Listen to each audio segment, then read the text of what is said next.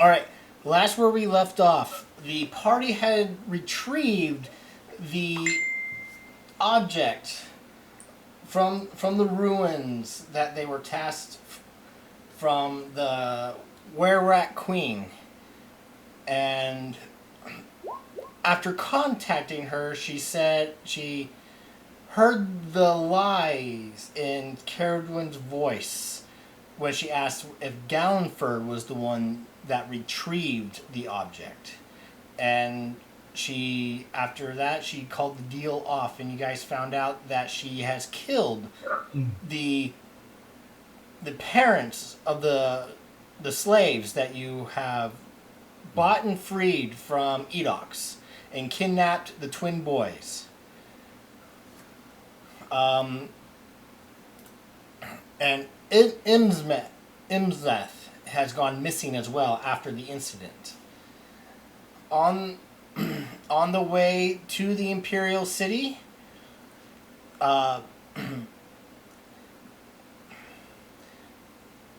Stig, sorry, had his tusks removed again, and they grew back the next morning. And when he stepped into sunlight, he burst into flames.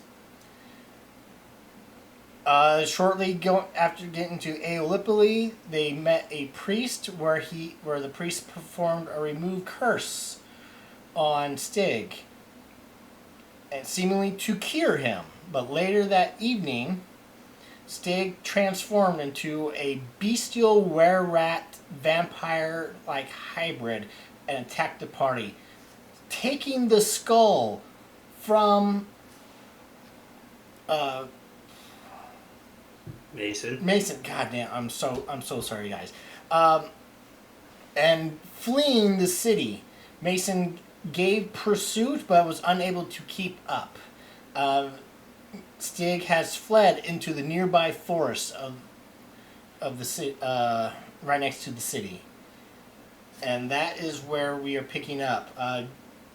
Mason, you fly back through the hole that you came through, and you see the party has dealt with the rats that Stig had summoned to keep the party preoccupied. There's a ruckus. You hear alarm bells ringing and people coming out of their rooms from the inn to see what's going on, and it's kind of chaos. So what do you guys wish to do?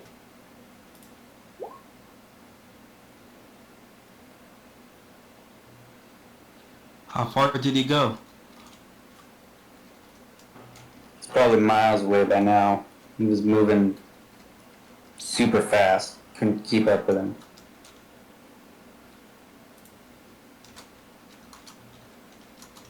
I don't understand. He was cured. Or we were lied to about his cure. Or it just didn't work.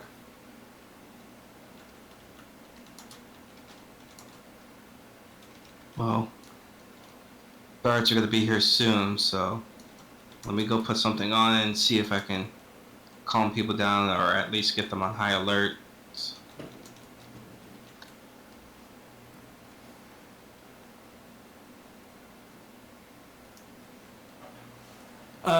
The direction that he flew in, can I send Morgan out in that same direction just to see if through flying she can catch up? You can you can send Morgan out. I'm gonna send Morgan out to fly after him. Okay.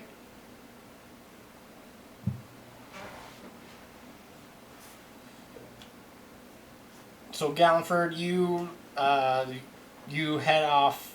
Where are you doing? Where are you going, Gallonford? Galliford is throwing some clothes on, that way when the guards get here, he's presentable when he kind of lets them know of the situation. Okay. Basically, I'm going to use words to try and clean up the fact that there's a hole in the wall of this place.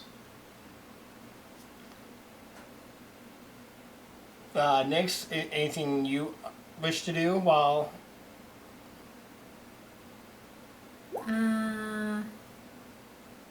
honestly, I don't know what to do. She's just kind of in shock right now. Okay. Hey, Chris, can you do me a favor and move Morgan so I can see the spelling of your city? Yes. Thank you. I'm writing her little backstory right. Yeah. Mason, anything? You just landed back. What? Anything you kind of want to do or whatnot?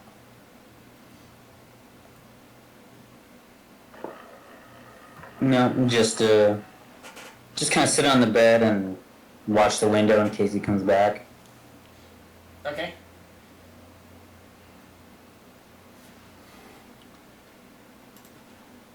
Is it a full moon right now? You look out and you do see a full blood moon.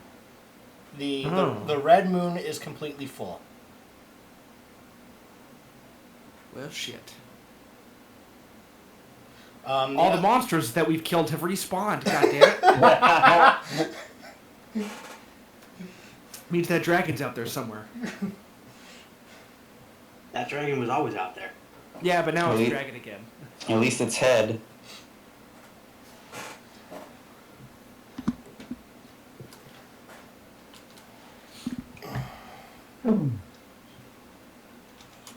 Well, if Gallenford's going to deal with the guards, at the very least we can wait till Morgan finds wherever this thing that Styx becomes stops and then can fly back.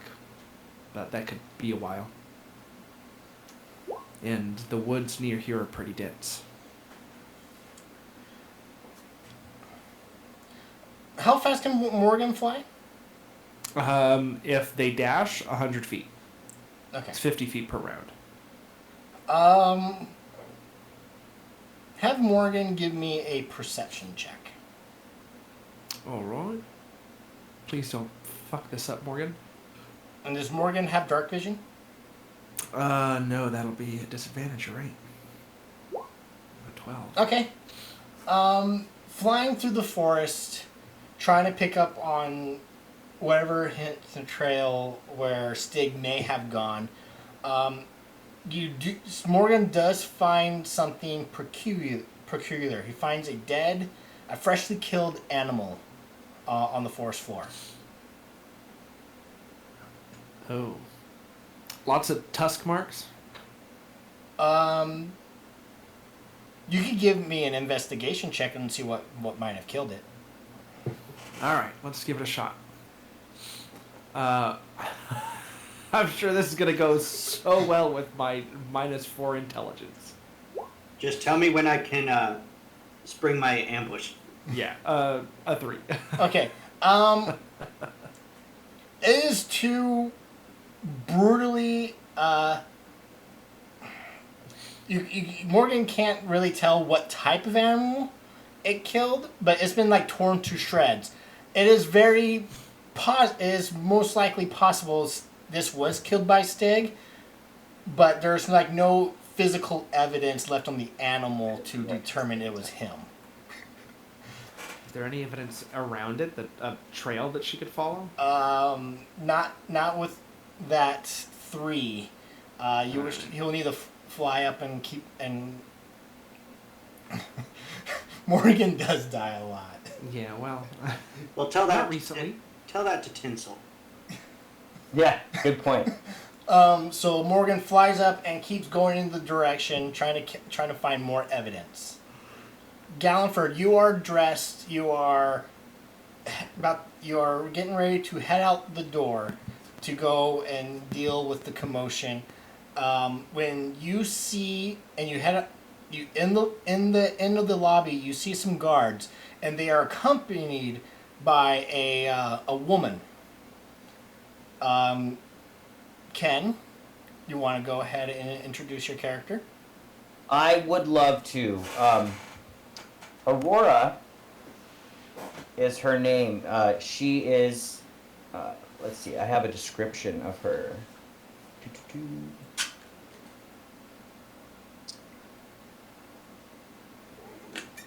She wears full plate armor that is fashioned to her body.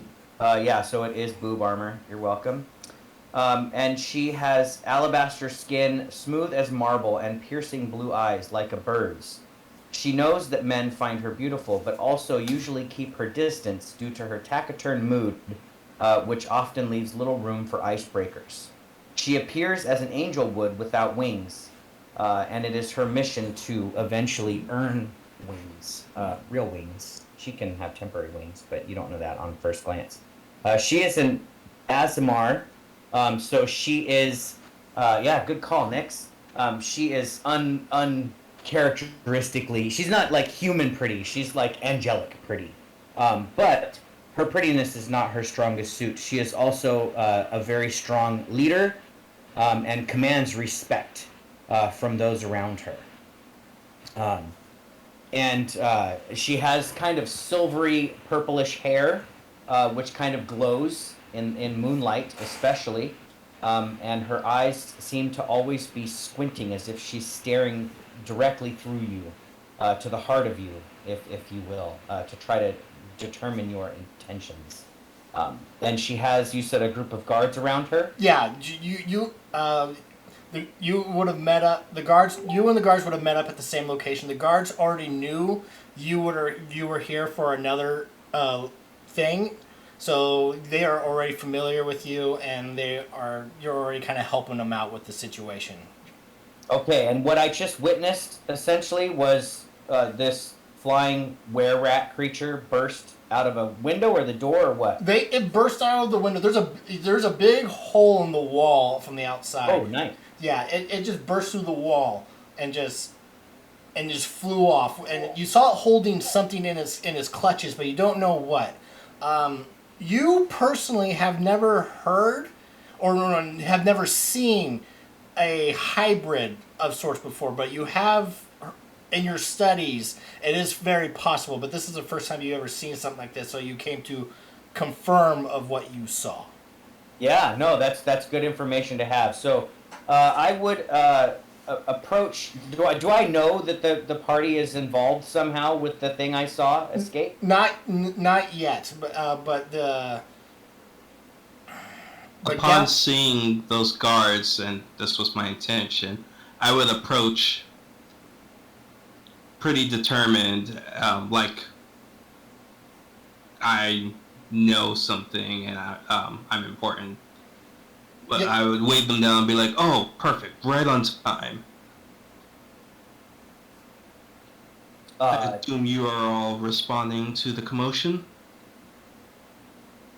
Indeed, and I the guards I assume are not part of my group, right, Chris? No, these are the local guards. You're the just town only guards? Okay. yeah, you're the only one in the city. There is no chapter there's no chapter like a chapter house here in Aeolipoli. Gotcha. But you were sent here because the situation you were given was only needed for a single person. Right. So you came here for another purpose, but right now this happened. So I will say in response to Gallenford that first I will kind of wave my hand and dismiss the guards. Thank you for your help, but your services are not needed any further. And I will approach Gallenford and say, yes, as an agent of the Silver Ring, it seems, even when we think our work is done, it is not. As evil flourishes in the world, we must track it down. My eyes instantly go wide, hearing the name Silver Ring.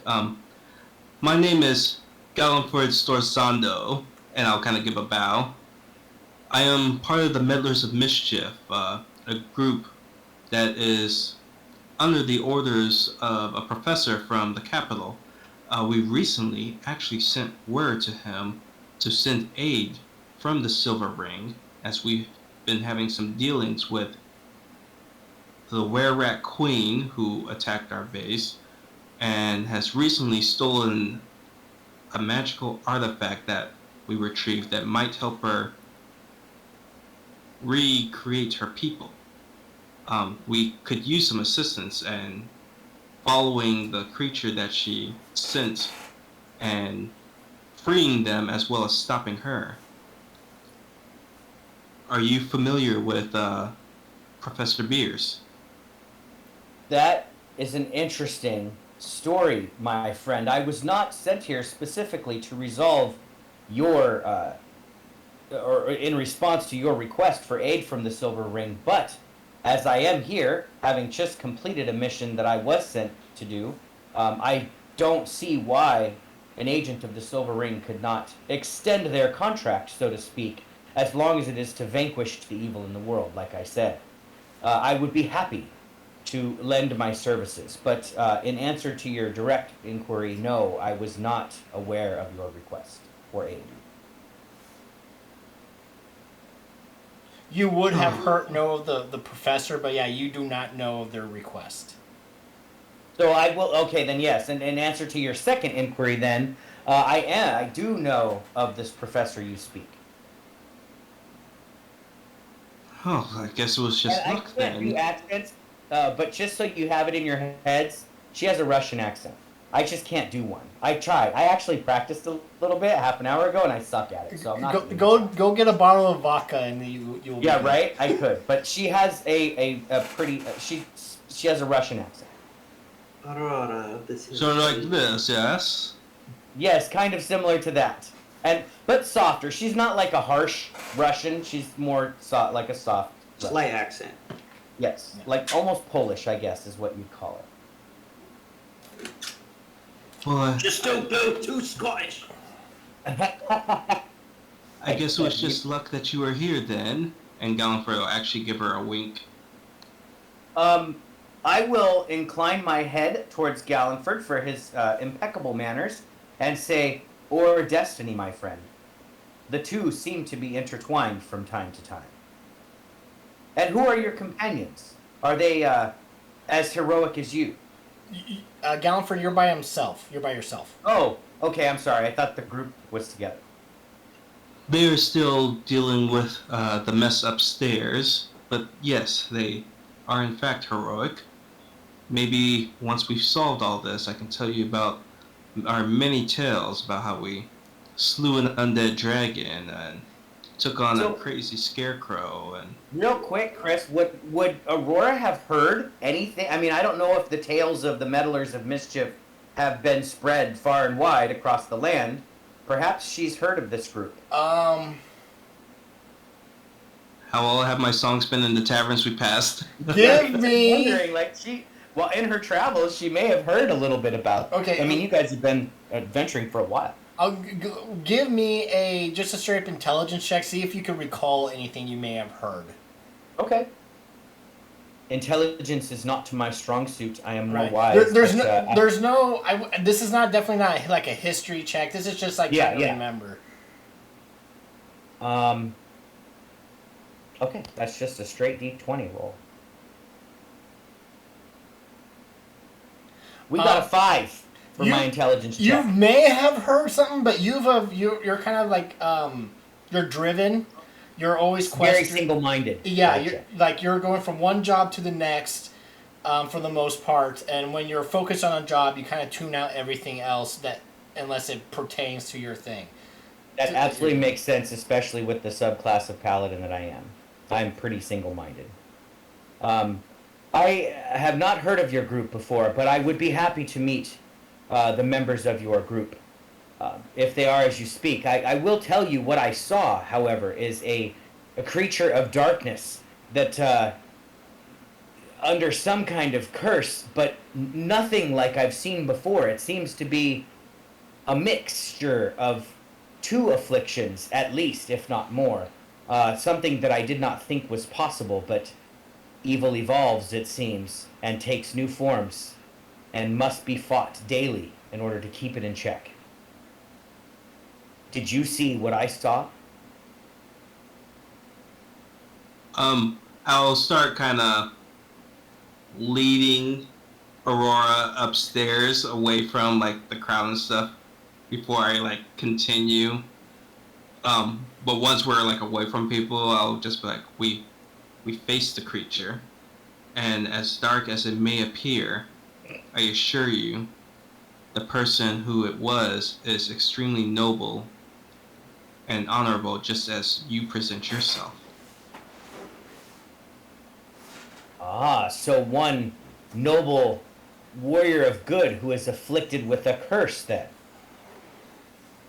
Yes, we were certain that we had freed them, but as noble as they are when we first met them, fighting darkness beyond any darkness we've ever seen, their skills are unique, and I believe the Rat Queen specifically targeted them to try and break our group apart. We wish to free them and stop her. I will put an arm on Gallenford, or put my hand on Gallenford's shoulder. And I don't know how tall you are exactly, but I am about 5'10", 5'8", I think, it's something like that. She's almost 6 feet. Yeah, she's 5'10". So she's pretty big for a girl. But she'll put her hand on your shoulder and she'll say, well, then I would call it both luck and destiny, my friend, that our paths have crossed. For dealing with curses is a bit of a specialty of mine. I cannot promise that harm will not come to your friend whilst he is being subdued, but I can promise that we will keep him alive if the curse can be removed. By the power of Zuel, Zul or Zuel? Zool. Zul. By the power of Zul, granted me, I will do my best to remove the curse and free your friend from the darkness. And you know, Ken, that Zool is not a demon dog from Gozer. Yeah, that's why I wondered if you wanted to go with. That's why I wondered if you wanted to go with Zuel or Zool, but I'm good with Zool. After I wrote Zool, like that would work. It's kind of close to Zeus. Oh shit, that's Yeah, you go. right? I'm like, fuck it. I mean, it's not the same. It's not. That was the first thing that popped into my head. I was like, oh no. No. Yeah, no, Chris, this character I had created a long time ago. Well, the base version. Obviously, this one's a little more powered up. But she worshipped Tyr, so I asked for a god of justice and vengeance. Yeah, and Chris gave me Zul. Zool is the god of law and justice. Basically, their clerics are known as judges, and the paladins are typically known as bailiffs. They usually uphold the law of the land. If somebody has, like... Basically, if you go to court, there's a cleric of Zool that's the judge of court, basically. Does Aurora put on her helmet and she goes, I am the law? She does not have a helmet, but now I'm thinking I might have to get one. That's awesome. But that's basically my idea for the worshippers of Zool, judge it, the judicial system basically. I would like to, if it's okay, Chris. Can I use insight to have picked up on the clue that Gallenford wanted to lead me away from the group of people in the tavern in order to tell me his tale? Or do I need to use insight? You can give me an insight check if you wish. Try to gain his intention. See if they're, he said he was part of this, but you don't. But you being the paladin that you are, want to make sure that he is on the up and up. So yeah, give me an insight check. Gallenford, you can give me either a persuasion or a deception if you want to deceive her. You believe that what he's telling is the truth. He has no ill intent on this situation. Okay, so based on your persuasive words, you're definitely a smooth talker there, my friend. And my single-mindedness just is keeping me from reading into your words too much. But I am taking them at face value. I do wonder. Are you trying to keep it a secret from the general public that your friend is afflicted with this curse? I'll be pretty honest. A lot of the missions that Professor Spears sends us on are pretty... Some of them are more out in the open, some of them very covert. And I am from the Feyland, so I do not always understand or know how some people might respond to things. I know some are very quick to kill before asking questions. And as you see, words are as much of a weapon as a sword, and I feel sometimes understanding something can help determine and explain a lot of things. Sometimes words can solve stuff quicker than a sword. I think that you are wise beyond at least your appearance, the years of your appearance would seem to denote. But while discretion is not one of my stronger suits, I will do my best to follow your lead in this manner. Uh, and then, as long as you follow my lead when we are faced with a challenge in battle. Well, after what this Rat Queen has done, I've tried to do things the peaceful way towards her, but she came after us because she blames us. Did you happen to be part of the group of Silver Ring that wiped out her clan by chance? A clan of were-rats. I'm waiting for the gods to fill me with this information. No. Okay. With that particular situation, you would not have been part of it. I would say you would have been the same level as the party, so you would have been handling smaller cases as you're learning. Now that you're, again, I'm going off level, same level Yeah, as. no, that's totally fair. I will say that I was, unfortunately, I was not part of that heroic party who dealt the Rat Queen justice. I will say you have Yeah. heard of it, though. But I have heard stories of their valiant and noble deeds. I hope to one day be counted among them. I just wish we knew how powerful she actually is. She attacked our castle when we were away on top of cursing our friend somehow, and she kidnapped 2 children that were in protection there. Evil never sleeps, my friend. Bring me to your allies. I would like to meet them as well. If they're half as brave and noble as you are, then we shall get along wonderfully. And Aurora, the only thing you would need to do after this would really, as of right now, would after you would basically have to write a report and bring it back what happened. It's a good thing that on my character sheet I have parchment and ink and quills then. Yeah, I mean you're always required to make a report back to HQ. You know, job successful. This is what happened, and now you have to write a separate report for this incident. Yep. As of right now, for the covert thing, but unless you want to make it public, obviously that's up to you. But the only thing you would need to do, otherwise, was again write a report. Well, I can spend I can spend some time filling out the report, but until the issue is resolved, I don't need to send the report, do I? No. Then I will keep my word to Gallenford and keep it as discreet as possible. But I will still document I'm lawful good, Yeah. so I will follow the law. I will follow Yeah. the rules of my organization.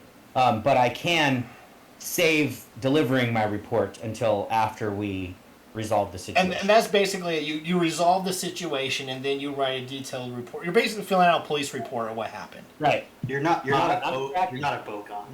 I'm a detective. I got you. But yeah, Gallenford. Mason, Nix, and Caradwin. Gallenford joins you with a companion from below. You see Aurora, and Aurora, you see the chaos between the 2 rooms. You see that there was 2 separate rooms, and it's just they burst into both rooms and out the window. It's a huge crime scene. I am immediately struck by all of the carnage in the room, but I do remember my manners. I have a very high charisma. I'm a charisma-based paladin more than strength or anything else. So I will remember my decorum and wait to be introduced to the group before I start going through the room like a detective and looking for clues. So if the other people are here, I will wait to be invited and introduced to them. So everyone, I found some help. Very lucky help, I should say.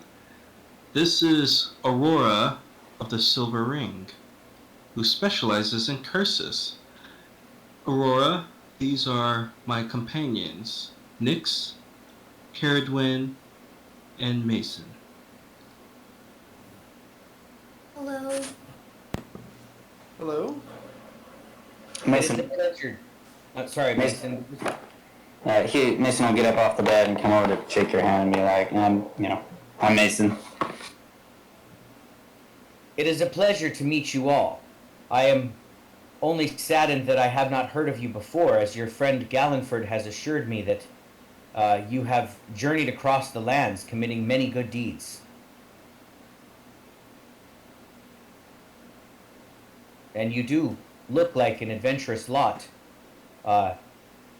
Very diverse, it seems. I mean, I'm going off of the pictures here. I don't remember what everyone is, but this is a new image for Caradwyn, that's for sure. Yeah, you see a human wizard. That's typically a wizard that you from the Arcane University. You see a gnome. Wait, are you? You're a gnome, right, Nyx? Yes, I'm a forest gnome. And you see a. You definitely met Gallenford. He is from the from the Feywild, and Mason is a. Oh my god. Farganasi. Thank you. I was gonna say your image is literally flaming, so I didn't know if you were on fire or just when you're mad. I kind of smolder most of the time. Gotcha. Okay. In both sense of the word. Yeah. Handsome dude. God, did you draw this image, Nyx? Is this your art? No, Doug had it commissioned for us. It's Oh, an well, artist that's been kind of working alongside me with some things. it's a very cool image. I really like it. Nice work. And there, I can hardly see Caradwyn behind some blue smoke that's in front of her, but it does. She still has the hat. I like it. Yeah, so I would just be. I mean, I'm used to working with. The Silver Ring is kind of a militant order, and they're very, soldier uniform. So I'm not used to the diversity that I see in front of me, but I do appreciate it. And it's not like it's not a neg or anything like that. I genuinely appreciate that all of you have come together in a shared cause to disrupt the forces of evil. It takes all kinds of heroes to keep the darkness at bay. And Caradwyn, since I'm sorry for cutting you I was off. just going to say it's a pleasure having met all of you, but I am itching to get to the bottom of this case. If you don't mind, I would like to begin looking at the evidence present in your room here. It seems there was a battle. Can you tell me what happened? Mason will direct you to the wall that separates the room that has a big hole of it. Stig, our other companion who's now cursed and out in the wild, was sleeping in that room. I was sleeping in this room. Loud bangs. He walks through the wall, grabs the gem we were transporting, walks back through the wall and out the window. Was he himself when this happened? He was not acting like himself in any way. More bestial than we've seen him, and he was definitely not his normal half-orc self, physically. Ah, his physical. I just gesture like wings, fangs, even taller than normal. Yeah, Lake's just kind of doodles really quick. He looked like this now. I look at the drawing and I'm impressed with how quickly you did that.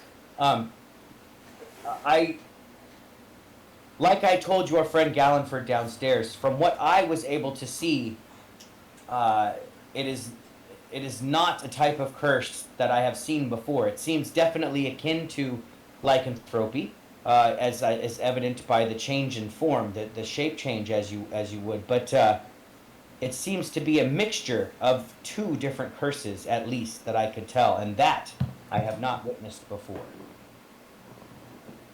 But I would like to, Chris, use my my divine sense Okay.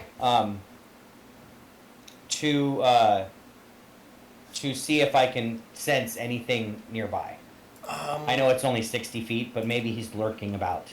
Oh no, yeah, that's fine.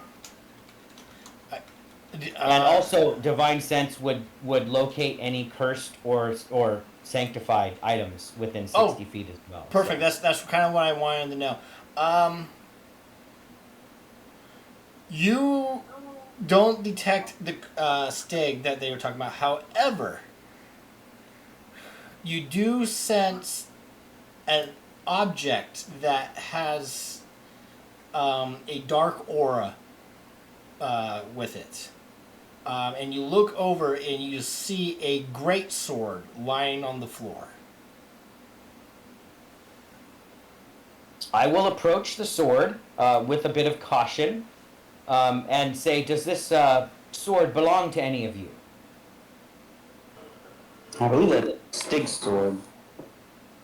That's the sword we took from the tomb after we killed that Nosferatu. Well, the sword harbors a great evil or a curse of some kind. I will, Chris, if I may, at this point, I would pull out the amulet of Zul that I use as my holy symbol from beneath my plate mail, and I will hold on to it, and I will place my hand hovering over the blade to try and determine the affliction or the curse upon the weapon. All right, yeah. What it does is this, and I will put the magic item in your handout, and I will reveal to you the what it does, the stuff that was not identified. Where is it? So while I am determining what this item is, I would ask the group who was in possession of this weapon previous to now. That'd be the person who flew out the window. Well, the window that they made when they flew out. Yeah. Who made the new window? I gotcha. Oh. So I'm looking for. You said it's going to be in my in the Yep, handouts. I gotta. I'm just because DM notes. No, take your time. Save. Take your It time. should be the vampiric blade. Vampiric blade. Let me go here. Here. You think that would curse a stick to turn into what he turned into? Well, take a look. I'm going to examine it. Ooh, that's a cool looking sword, though. I couldn't find a decent sword, so I picked up that image is from Elder Scrolls Skyrim. It's a Daedric greatsword. Yeah, it was cool enough looking for what I needed. So your friend was using the weapon? Yeah. Yes, Switch between weapons, and this was just one of those. It appears that the weapon turns its user into a Nosferatu, or a vampire, if you will. Over time. The more it is used, the more likely the curse would grip the user. Had he been using it for some time? it was off and on, but I guess it was more heavily used when we had to fight those other hybrid vampires. Ah, a blood-sucking Vampire blade bears. versing bloodsuckers. Indeed, that would satiate the curse. Had you noticed if your friend was averse to sunlight or had started to develop abilities that were beyond their initial strength. Well, Stig's always been really strong, so extra strength didn't seem unnatural, and he only seemed averse to sunlight yesterday. Then perhaps the curse has not fully set. I don't know about you, but it seemed pretty set when he flew out the window with bat wings. But you said there was another form, that the shape that I saw was not like any vampire that I had seen before. Because it was also mixed in with a little bit of, we assume, were-rat. Because of the were-rat queen that you fought. Well, no, Yes, we went to another place that had a bunch of were-rats. We didn't fight the were-queen yet. Oh, gotcha.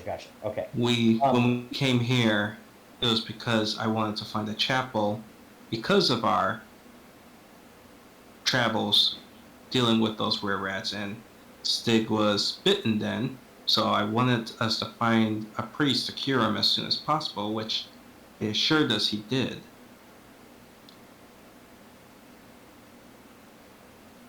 Well, the sword is I would call it cursed. I would call it a weapon of evil, but it sometimes evil is in the wielder, whoever uses the power. Power in itself is not good or evil. It is the intention behind the use of that power that is evil. But certain power is very seductive and difficult to resist. And your friend may have succumbed to the curse in the blade. But it is not something that can't be undone. But we should find your friend. It's good that he didn't take the sword with him. If he continued to use it, it could solidify the curse. I'm not sure where he is on this list of stages, Chris, but based on the party's description, I'm guessing maybe close to stage 4. You won't know until you find him. Okay, perfect. They did mention he burst into flames the other day. Yeah, so I'm guessing that he's somewhere along the stages of the curse, but I'm guessing not all the way to the end. Hoping, anyway, for your sake. But consider my services. Consider myself at your service. Anything I can do to help find your friend and by the glory of Zul remove his curse, I shall do so. Yeah, at the time it didn't seem strange, he's not the only one who can burst into flames. My bad. I would recommend, though, we should keep the sword so it doesn't fall into the wrong hands. I should confiscate it. Right, Chris? I think that's what you told me I would do. Yeah, something like this, you would want to take and put it in your vaults for keeping back. Yes, okay. That's what I thought. Maybe you were leading to that. So I would say a weapon of this nature should be confiscated by the Silver Ring, and protected from humanity, kept away from evil hands. Not that your friend is evil. You know what I mean. Nah, Stig's Someone time. who can be turned to the dark side, if you would. Stig's a monster hunter from what I've been able to get him. A little evil's okay. Where, if Stig were in any possession of his self, of his own mind, where do you think he would go? Well, when we first met him, it was in the Darklands, finding shelter in the dark forest, so he's probably at home in the forest hunting. Yeah, he probably went into the forest to just kill monsters. And At this point, I have no idea what he defines as monsters. given that we all know that it is a blood moon, right? You said it is a Yes, full and red it's moon still outside. an early night. Given the moon's phase and that it is fully risen, I bet that your guess is correct. Maybe the trail, since the trail is still hot, warm, whatever, we've learned what we could from here. Are you up to a jaunt through the forest to try to find your friend? And at that moment, you hear a large howl coming from the forest. It's not a wolf howl, but it's from a large beast. Morgan, give me a perception check. And this will require on hearing to see where the sound may come from. So this would be normal, not disadvantage. Yeah, Morgan, you fly instantly into the direction of where it is, and on the trail you're just finding more and more carcasses of you assume to be animals, and you eventually find what seems to be Stig, covered in blood, munching down, in one hand holding the ruby skull, and the other holding what seems to be a large owl bear heart, and just chomping down on it. And he seems to be getting stronger and returning to his full strength from the beginning of this evening. Aurora, I know you're part of the Silver Ring, but have you ever fought vampires or werewolves before? I smile a wide grin. My friend, that is my specialty. Well, let me tell you about Stig. When Stig wasn't transformed, he could probably take on this whole party by himself. In fact, he did once when he was another time that he was cursed with some suggestive spell. That wasn't actually a curse. That was more of a mind control from a vampiric creature. He was I'm enthralled. just trying to connect some threads, that's all. I'm just trying to make a theme. So what I'm trying to say is, I don't mind going out there as a sense of duty, because it's kind of our fault he's here in the first place. But I do not look forward to encountering him. I just envision pain and desperation. It seems that that the darkness has picked a formidable weapon to use on its side, but fret not, my friends, for good will always overcome. You can trust in that. And with my blade by your side, I feel like we can subdue and save your friend. Although, I will admit, from what you say, it does sound dangerous. But facing the darkness always is. I think we might just want to go into this fight ready to kill, because Stig does not go down easy. Caradwin gets a bit too big of a smile at that statement. Oh my god, I really I would like to see if I can pick up on these clues that while Caradwin was saying, save my friend, Mason Gallenford was saying, please save my friend, but Mason and Caradwin are like, nah, we can kill him. Now, It's Mason's not that I saying, want to I've kill fought him. with Stig, I've personally gone toe-to-toe with Stig, and he crushed me. So, It's not that I It want to best kill of him, the I both. just think he's a bit of an asshole and I want to kick his ass. Does Nyx evoke any type of emotion regarding this conversation? Mostly anxious. She doesn't want to do that to Stig. She just says, we've lost a party member before, and I don't want that to happen again. to put it this way, Stig was the one who killed the monsters. He took the damage, he stood up front and kept everyone safe, and now he's on the other side. So, yeah, I don't look forward to tangling with him with this new monstrous power of his.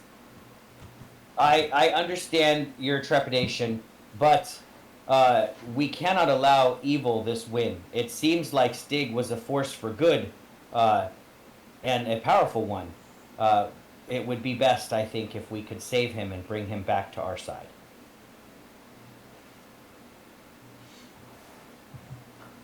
If we're gonna do this, let's go before I change my mind.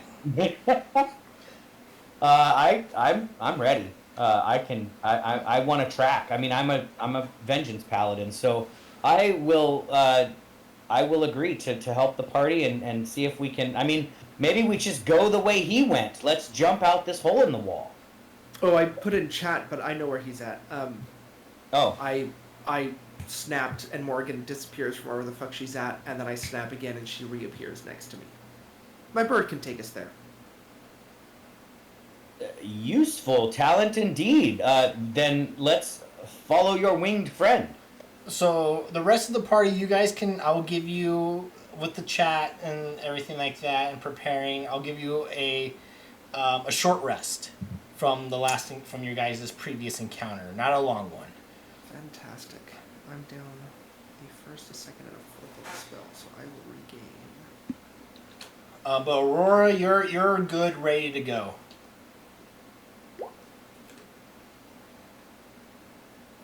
Regain my fourth level spell. Caradwin, how far is Stig? Do we need horses, or is this running distance? Good question. Would I be able to communicate that with Morgan, how far that is? You to get there in the same night, you will probably need horses. Aurora, you have a horse, so it's in the stables. I have a horse that our new party member might want to kill. Yep. Chris, I have more than a horse. I mean, it's a horse, but I have a steed. Okay. A paladin's warhorse, if you would, because I would have been able to summon that at 4th level. And this horse, who I will name Zeno, Nice. will be my companion, my noble steed. Okay, perfect. I was gonna, if you didn't have that, I was gonna give you a horse. So, Well, thank you. It is bonded to me. I can talk to my horse. so you. Aurora, just to be clear, before you see my horse, I do have the proper paperwork, and I will pull out all of my papers. You're looking at this like what you're reading it, and you look at Caradwin like, what the hell do you have? Is this legit? I think I know where you're going with this. Are we going to bring in Beauregard? Yes, and Yes. and Aurora, you're knowing being methodical as you are looking at you're making sure all the dots are signed and crossed and everything like that. These papers are legitimate, and so What seal? Who has approved this use of necromancy? What seal is on the paper? Well, first of all, I didn't use the necromancy. We found the horse in a grave and kept it. And then it became more powerful over time. As far as the seal, I believe I got it from the college that I attend. It is the official seal of the Arcane University in the Imperial City. So here's what I'll do for my roleplay moment in this situation. I would glance at the paperwork and say, yeah, it all looks in order. Then wait till when I see the horse. Let me know when I see the horse. When you get you read the paper, so you guys are all out on the outskirts of town. You're at the stables getting your horses, and coming out of the forest towards you guys, the party. On the paperwork, though, it says a skeleton horse. You see a skinless. You see all the sinew and whatnot, claws, leathery wings of this. You see vampiric fangs coming out from the mouth. This is like a undead evil. It looks like an undead evil horse. The eyes are glowing because of the helmet that's fused to its skull. But character's like, yeah, he's Beauregard. I would put my hand out to Caradwin again and say, a little stammering, a little stuttering going on. May I see the paperwork again, please? Yes. Listen, it's still within its timeline. I do recognize that when I re-up my paperwork, I will have to change the description a little bit, but my license hasn't lapsed yet, all right? My tags are still valid. Well, It seems like you have taken an agent of evil to use against evil, whereas evil has Fight taken fire an with agent fire. of good to use against good. So maybe the scales are balanced here, but if Stig and this horse went head to head, who do you think would win? Stig, 100%. Then we should recover Stig. I don't know, Carradine. We should test it. No, I don't think I want to. He may actually lunge for the horse when he sees us. He really wants to kill my horse. Oh my god. There's a lot of drama going on here. I love it. Yeah, when they Again, mentioned this whole campaign took a step into the more extreme when Stig joined. It's definitely sounding that way. Yeah, Stig's been trying to kill this horse for a while Yeah, now, and as you Aurora, can see, it hasn't worked out. Yeah, Aurora, you hear the tension in Carradwine's voice when they mention Stig and Beauregard in the same sentence. Like I said, I don't want to kill Stig. I do want to kick his ass, though, please. And then lord this over him. Not that I Carradine, you haven't can't been in a talk similar about- situation. I know. I don't want to hear anything from you, Carradine, about killing horses or catching them on fire or Okay, let's not get into that in front of the paladin, please. Alright, meddlers, how about we go save our friend? Let's As I Mischief! try to change the mood. let's focus on the task at hand. I will mount my horse and watch to see if Carradine does anything special to get on that beast monster of hers. She struggles a little bit to physically lift herself onto the horse. Yeah, it seems like it would be a little tall, but maybe they could lower its wing, its bat wing, and you could climb on that. I don't know. First you bring out this nice, helpful bird, and then you bring this out of the barn, or of the woods. Okay. I prefer your bird. Oh, just wait till you see what else she can do.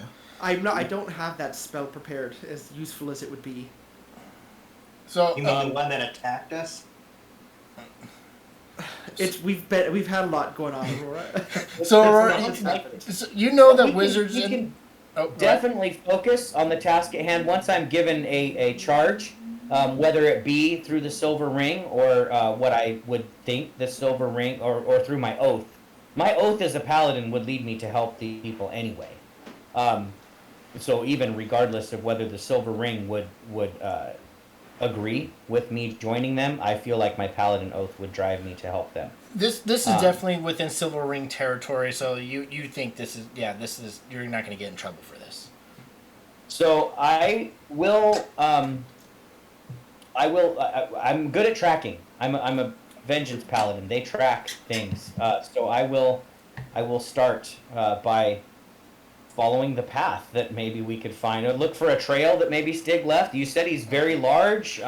He's in a monstrous form. And Carradine have Morgan point us the way, and when we get to Aurora, you can take over.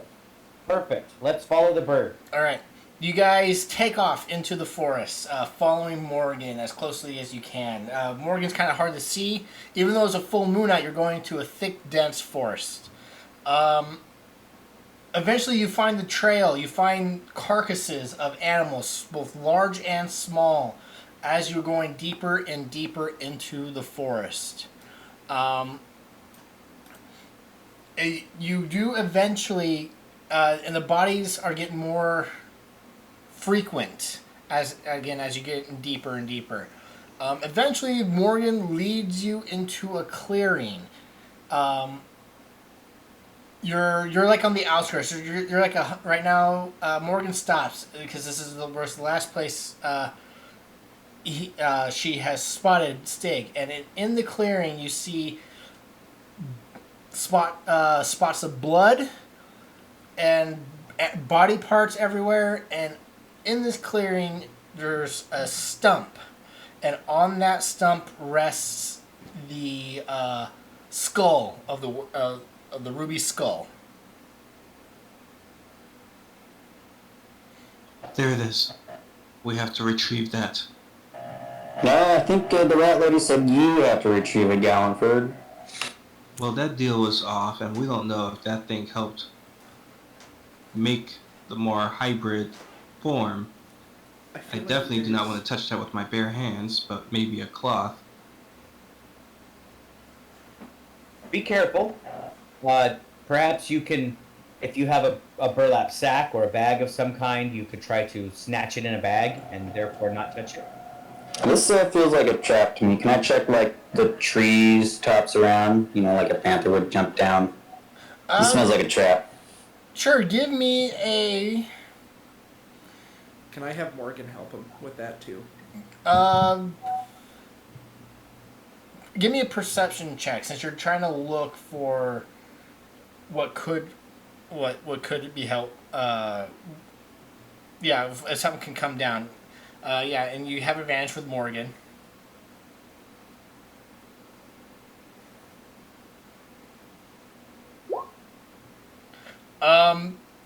This most definitely feels like a trap. There are definitely places where you can be ambushed.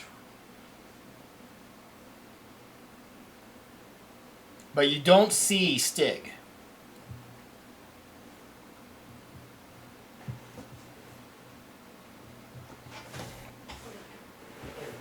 Chris, I will draw my heavy crossbow and load a bolt, and just keep ready in case something jumps out of the woods at us.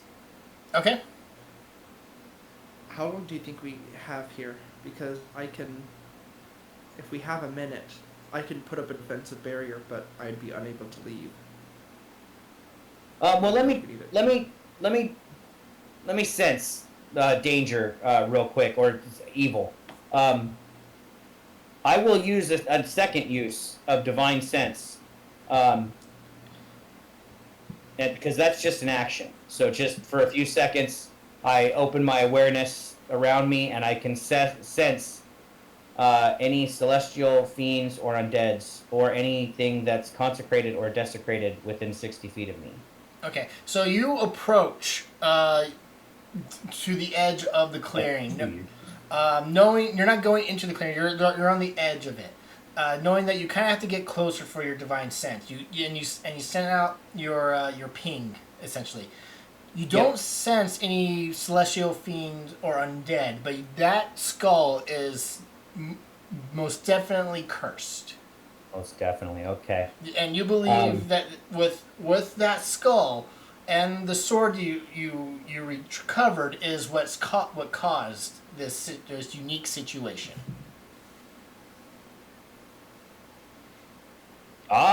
So because of my amulet that I can put those things together. You can easily put two and two together. Yes. Yep. Okay. So the combined evil in the two items is what's causing this mixture of curses, if you would.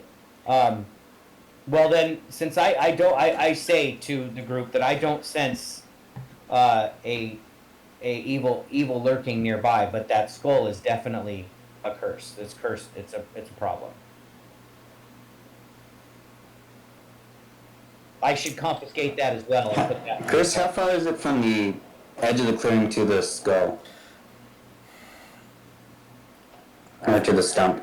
I would probably say about 50 feet. Okay, it's out of mage hand range, but we don't need I to- was thinking the same thing. We could mage hand it. Well, I think mage hand can go over 30 feet. You can just cast it 30 feet and then move it 30 feet. I think it Oh no, it disappears out. vanishes if it's okay. Never mind. You're right.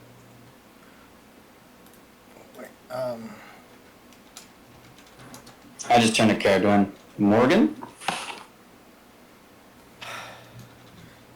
Yeah, I could have my bird. I could also try to remove.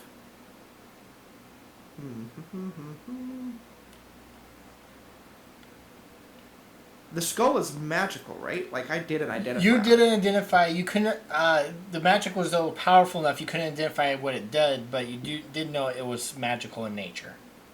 But I can try to dispel it.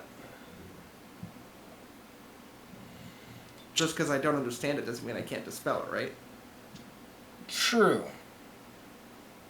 So I'll turn to the group and I'll just suggest that rather than bringing the object to us, maybe we just take the magic off of it. Can you do that at this range? It's got 120 feet. It's worth a try. I've never tried to remove a curse that way. or deal with a cursed item in that manner, but it might work. Okay. I will throw out a Dispel Magic on the skull to see if that can do anything. Chris has a note while everybody else seems to be on the skull. Mason's gonna be looking basically behind us because that's where we will get attacked from. Okay. So you're like everybody's focused forward. You're gonna turn around and watch everybody's six. Yes, especially since I don't want our horses to die. It's been a long time with cricket. Real quick, Gallenford, Nix, is there anything you wish to do in this situation?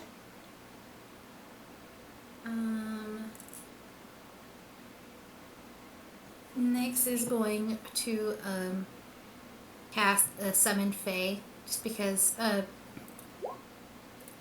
she's kind of been wary. Do you have a gilded flower? Yes, I did. I bought it at the what's it called, the college. Okay, I wanted to make sure. Mm-hmm. Gallenford just has his rapier ready, and the moment I see something coming to attack, I'm prepping to trigger my mirror image.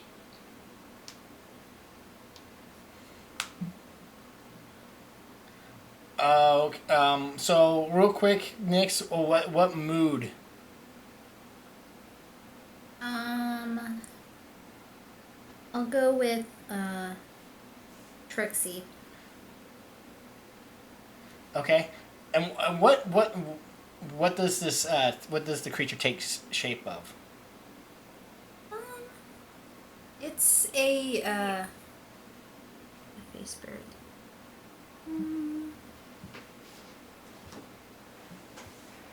I'll say this one looks like another squirrel, but this squirrel is looks like blue and has the fur is has rainbows in it.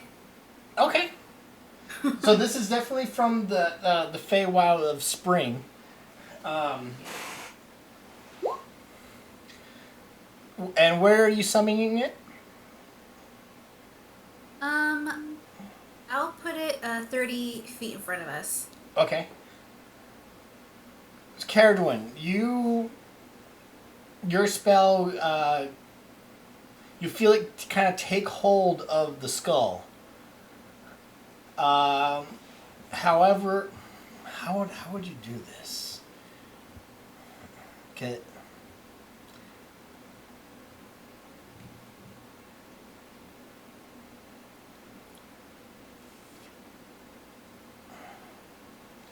Because, okay, Dungeon Masters, how would you do this? I will say that this curse is magical in nature. Would a Dispel Magic be able to dispel a magical curse?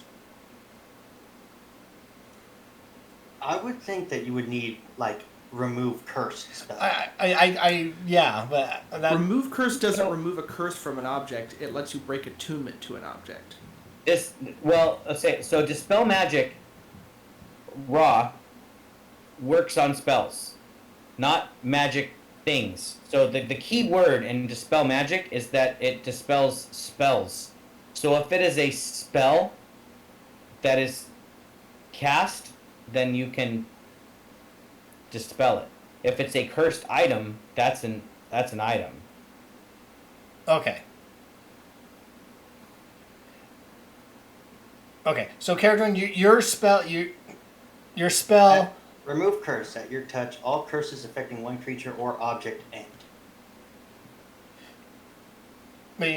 So Caradwin, your spell. You envelop the skull with your Dispel Magic, knowing that this is a magical object. However, your Dispel Magic, unfortunately, is unsuccessful due to the nature of this unique item. You believe you will need another way to remove or dispel the magic on it, so to speak.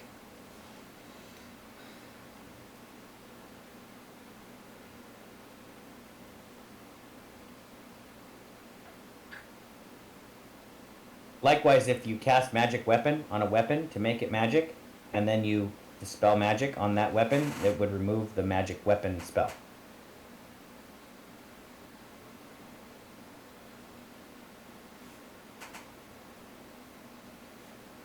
Oh, if that didn't work, it sounds like walking into the clearing is what's going to be necessary to bait out our changed friend. That said, what Caradwin said is true, and Aurora would know that. That remove curse only breaks the person that's bound by the curse away from the object. It doesn't actually remove the curse from the object. You have to... That's why we have the vault. The Silver Ring has the vault because if we find cursed items, we put them in the vault so they don't afflict people. You can't uncurse an item. You can only remove the connection to the person that is suffering from the curse. So that's another good lucky reason why we ran into you. Indeed. As I can... it could potentially weaken me, depending on how powerful the caster was that put the curse on your friend. But I could break them from the curse if we were able to subdue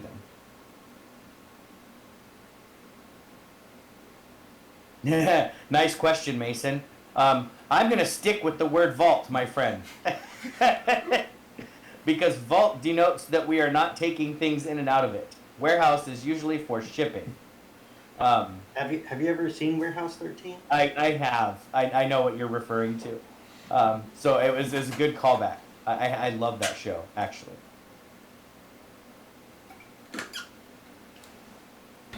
But I'm gonna in this game I'm gonna stick with the Silver Ring, calling it a vault because we put things in there and they're meant to stay there. You would know this. There's only one other vault in the Imperial City, but you have never been there and whatnot, and that's at the church. There's two. There's a vault different than yours. You have never been there. You don't know what's in it, but it seems to be even higher up than your current vault. But that's for you to know. Gotcha. Well, I guess we'll need some bait, and I guess that's me. Or, I mean, didn't you say that Stig and the horse, Beauregard, didn't get along? They don't, but Beauregard also does his own thing. He doesn't really take orders. Oh, so we couldn't tell Beauregard to go in there and be the bait? I mean, you could try. You might eat your face off, but you can try. I mean, what is our plan to just?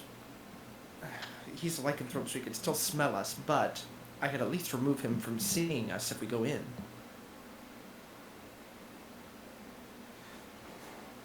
Next, what's your squirrel? Also, would it also hinder our ability to see? No, it would just make us invisible. Oh. That's a useful power. I absolutely don't mind if you do that. I haven't had the pleasure of battling a creature while invisible, so... I am, for the sake of this, going to pull out this thing that has a one use that I have never used, Dust of Disappearance, and I will sprinkle it over all of us and turn us invisible. That's pretty freaking cool. I didn't know you had that. For 8 minutes. We will be invisible for 8 minutes.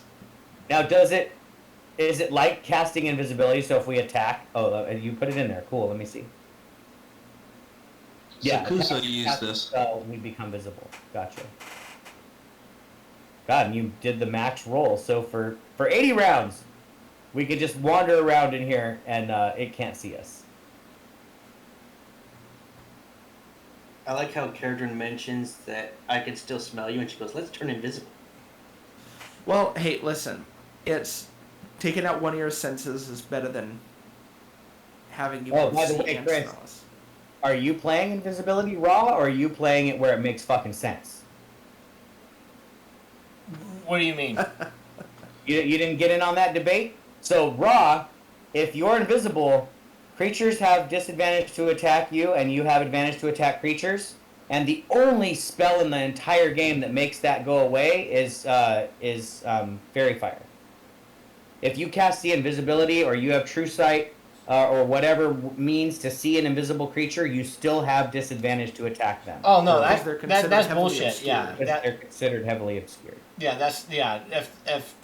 If he has true sight, he can fucking see you and normal. Right, but seeing does not get rid of the advantage disadvantage according to Mr. Crawford. But whatever. I agree. I think that's stupid. We are not. I'm only asking because Connor made us all invisible, so it might come up. No. You brought it up now before a fight, so it is if he can see you through like true sight or see invisibility, so to speak, he will have normal. Okay, thank you. I play the same way, so I think that's correct, personally. But All good right, to well, clarify. we're all invisible, so who's going in first? Hey Nix, what's your squirrel doing? Bucky, he's just on my shoulder. Well, Mostly he's trying to hide. other than Bucky, the one you summoned. Oh, Rainbow? Yeah, Ratatosk? Rainbow is just kind of, just looking around. At the carnage, like where am I? Nix Mason. isn't really giving it any orders, really. It's just kind of stay there for now. And they'll, if something it tries to attack it, then they'll react to it. Mason's going in first. I was gonna say we should just all go in at the same time, but I'm staying at the I'll end. let you lead. I'll go in with the group. As a matter of fact, Chris, given if we're gonna go into like a clearing, like we're gonna spring the trap, I will holster my crossbow and draw my sword instead. Okay. And then, can I do an action before combat starts? Combat has yet to be initiated. If there is Oh, combat. yeah, I guess we're not in combat, so I will cast a spell on myself. And that will before break your combat. invisibility. Shit, you're right. I won't do it yet. Never mind. I'll wait until fighting happens. Alright. I will pull up the map real quick, and you guys can. There are some trees, so it's not a complete clearing. You guys are down here.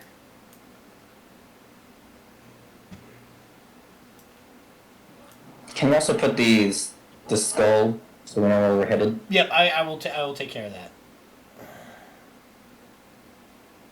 Is your awakened mind with you, Caradwin? Always.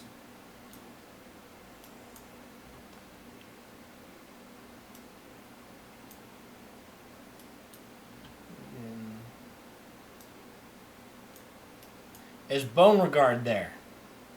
Yeah, because I wrote him in. I mean, I guess he would be with the other horses. I don't know. Well, I would say, do you want him with you in the? No. I don't want him to die. Yeah, you guys. And then Beauregard's just gone. Dragged into the forest. I don't Man. see it on the map. I'm Oh, just there we waiting go. for you to leave him behind. Remember the days when Beauregard could turn himself into a suitcase? Those were good times. Wow. That's He's really still- funny. I feel like he would do something like that. Wait for you to leave him. I missed some stuff. The fact, Caradwin, is that he still can. It's just horrifying to watch. It's just very fleshy and gross. He's got intestines for the strap of that suitcase, and He leaves his a wings lot fold in behind. on himself. Yeah, it's pretty gross. Okay, there's the skull. If you can see it. I'll put it over here so you can see it better. Oh, I do saw it. you. I saw it once you moved it. It looked like a rock until you moved it. Tint it red, Chris. Yeah. Oh, it is a red skull. You did describe it as that. It is a ruby, the size and shape of a were-rat skull. Oh yeah. Gross. That looks pretty. It looks pretty freaking evil right now.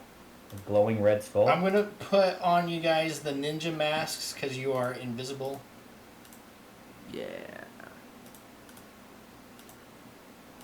And I did say I was gonna step forward, but I will go to here and wait for people to come with me. And why is my character token saying that's my name? That's What's hilarious. up, Oh Husk Jabron? Oh, this Jabraj? Just call me Jabro. Why I'll did just it? bro. Why did it? That's your celestial name. Why Yeah, did it? that's my name. I in don't know heaven. why it That's did the that. name the temple gave you, and you never use it. I think it's because you created the token when you created the random character name. I changed my name on my Yeah, character hold sheet, on. but the token was already created, so it has that name. But you can change. I think you can click represents Aurora, and it'll change it.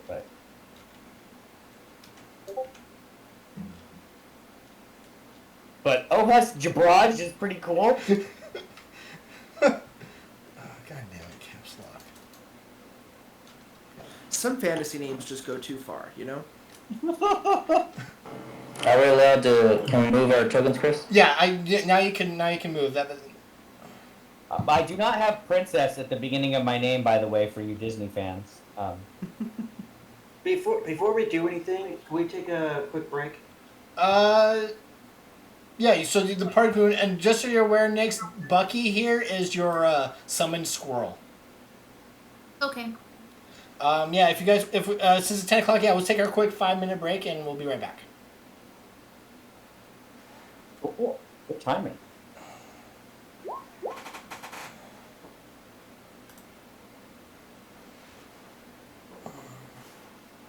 At least I've got my attacks written in. I just need to add like smiting and shit. Let's see if this works.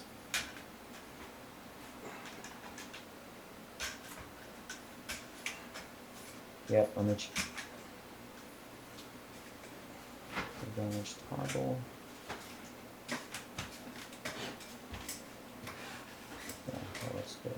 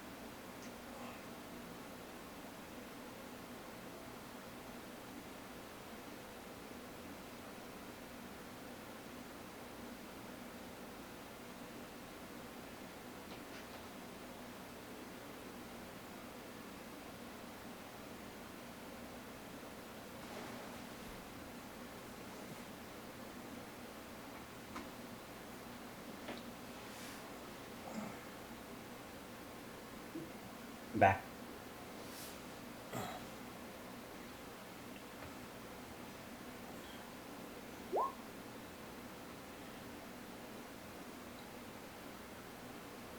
All right. You guys are slowly approaching the skull. And you are invisible.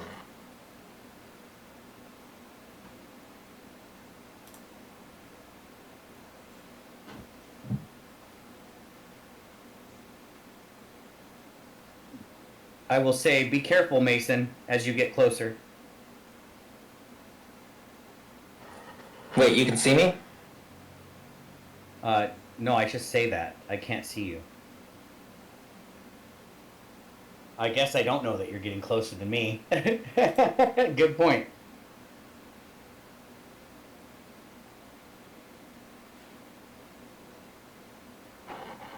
I'm just gonna nudge it with my toe. Okay.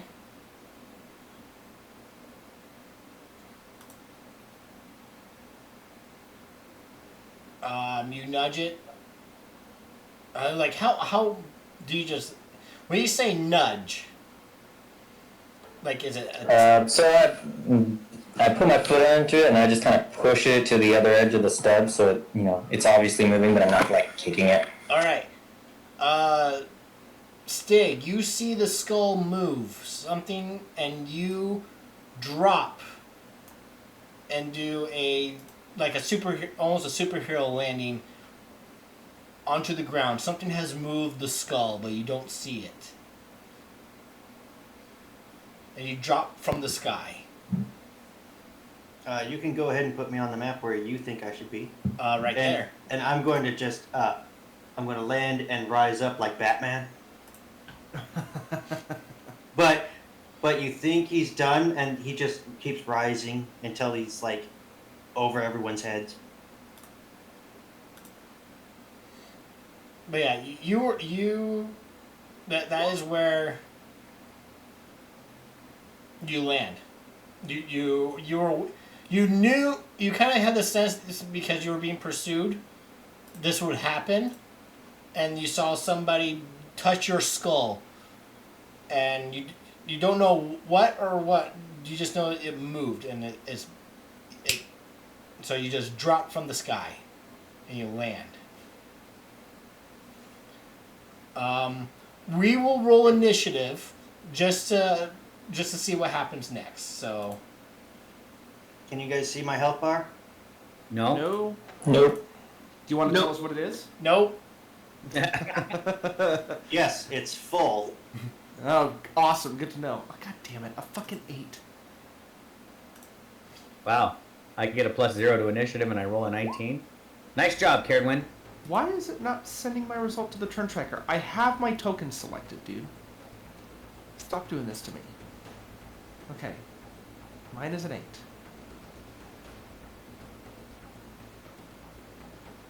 Morgan. It's 21. Bone Regard is not going to die here. I assume, Chris, that we all see this giant winged creature land from the sky and rise up to whatever, 9 feet tall or however fucking big he is. Yes. He's 9 feet while he's crouching. Yeah. He's just short of being considered a large creature. He's just like a foot short. He's still considered a medium-sized creature, though. But he's huge. It's like you're looking at Clegord the Mountain from Game of Thrones, but... He's huge, but not classed as huge creature. Yes. That's one huge medium creature. So, is everybody in... Okay, there's Kira. Ooh, I hear some music. I had to remove some music from because some of the music I had, I was having issues with the website that I got it from, so I had to remove it. Like I literally had to call up the bank and have them block my credit card. Ooh. But Gallenford, You see Stig land in front of the skull, looking around, trying to figure out what touched it. Just because of the way he described how he landed and how he rose up, Galliford pauses, reaches into his pack, and pulls out a potion and downs it, anticipating a long fight. He just drank a potion of invulnerability that he's had on him for a while. Okay. You are no longer invisible. That's not casting a spell or making an attack. Oh, I thought I was just taking an action. No. You have No, to it's It's just make taking an an action. action Cast a spell. of casting a spell or making an attack. Correct. Okay. Can you post the card? I can post it again. No, the Galliford, the potion of invulnerability. Oh, I didn't have a card for the potion. It's in the compendium. I didn't give you I did it. Nice. Resistance to all damage. That's pretty freaking powerful. I want one of those. Wow, that should be called Potion of Barbarian. Potion of Bear Totem. Except it works on psychic as well. That's okay, Galliford. It just means you're gonna feel it. Feel all of it slowly. Okay. Is that your turn, Galliford? Yes. Morgan. Morgan is going to fly to here, and we'll fly up into the tree branches. I don't know how low or high those are. But Morgan's going to be off the ground in the tree. I would say the trees are about.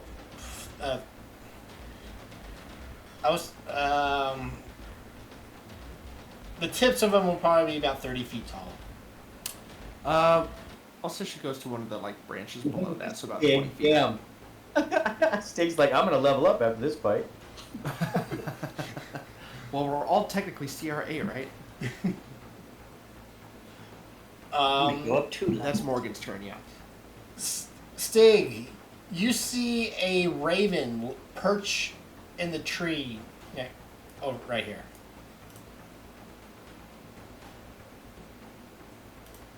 Aurora. Alright, so say out loud that you shall feel the wrath of the silver ring, and 2 can play at this game. And I will use my ability as a Azamar to bear my radiant soul. So I will use my action to unleash divine energy from within yourself, causing my eyes to glimmer, and 2 luminous incorporeal wings to sprout from my back. It lasts for 1 minute or until I end it. So that does give me a flying speed, and it allows me to do bonus radiant damage with an attack or a spell.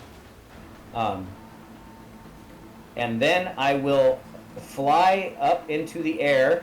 Let's say, let's just go up 20 feet. That's not technically a spell, is it? Oh, it's not a spell. It's a racial trait, but I am going to cast a spell. So what I'm gonna, as a bonus action, I'm gonna Hunter's Mark him. So that will break my invisibility. But what you would see in the order of events that's happening is I would sprout the luminous wings, which are not invisible. I'll just say, I think anything attached to you would be, but we'll just say the wings appear first, just out of nowhere, and begin flapping as I soar into the air. And then I'll say even my eyes glow, their luminant brightness, and then I will appear. My body will appear as I point at it with my blade and mark it with Hunter's Mark. Perfect. Yeah, I was gonna say technically, but no, that perfectly works. Yeah, I was intending to make myself visible anyway, so it's cool. Yeah. I think it would have been cool how you just appear in the sky in a burst of light, but we can go your way. Yeah, that's cool. I like it. I'm Okay. flying. with my so- luminant angel wings and my glowy eyes, and I have marked him. You could put a little target on him, but you don't have to. I just know I've marked him. Okay, I'm gonna do it for my reference. Vampire were-rat Stig sees this blast of light get shot into the air and form into this beautiful Amazonian woman. Yep, with angel wings. Perfect. That's my turn. All right, Mason. I'm gonna cast Blur on myself, and then I'm gonna put my foot on the on top of the skull. Like, if you want it, you're gonna have to at least pull it out from underneath my foot. Okay, so you cast blur. So when you cast blur, you're no longer invisible. So kind of like Aurora, you know, the invisibility goes away, but it's still hard to see me. It's kind of like smudged. It's like the Reverse Flash from the Flash series when he encounters, he's always vibrating and being all blurry. It's like I've been vibrating outside the visual spectrum, and I'm slowing down so you can see me, but I'm still vibrating. Right. And is that your turn? That's it. All right. Stig. So Stig will see. I assume that he is more focused on somebody who's threatening the skull. Right now, yes. Being freshly after the events, yeah, you're kind of prioritizing the skull.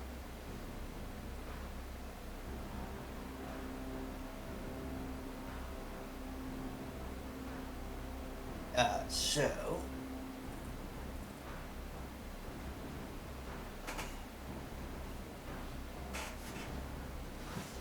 Stig will. I guess he will climb over to Mason and he will start attacking. But he will always, his eyes will always flicker back to you, Aurora. Because you're the one he wants. Ah, most men do. Claw. And this is at disadvantage? Disadvantage.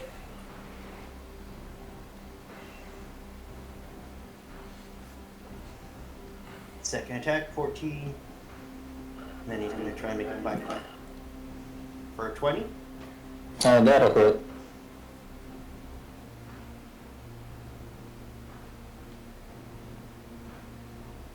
10 piercing plus 12 necrotic. Now, is that piercing magical or no? I don't think so. No, it's not. This is not considered a magical damage. Okay, my mithril will resist that. So it'll be 5 and 12. Yes. Yep.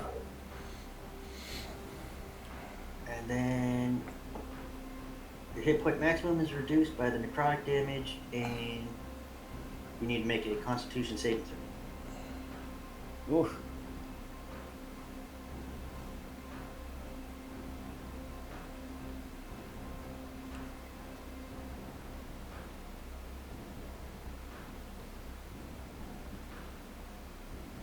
He's dead! No, he's not.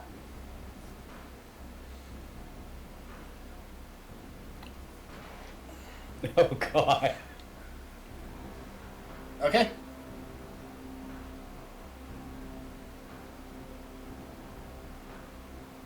Oh, okay.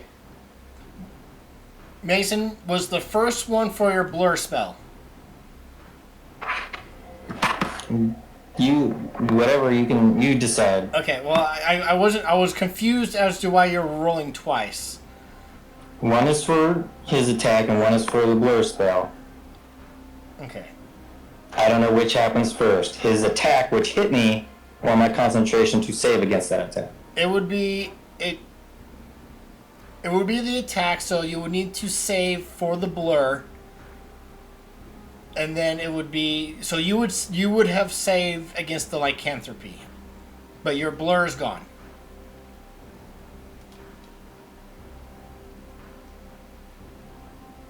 Yes. Okay.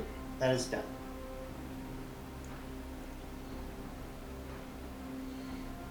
Is that your turn, Stig? Yes. Caradwin. Well.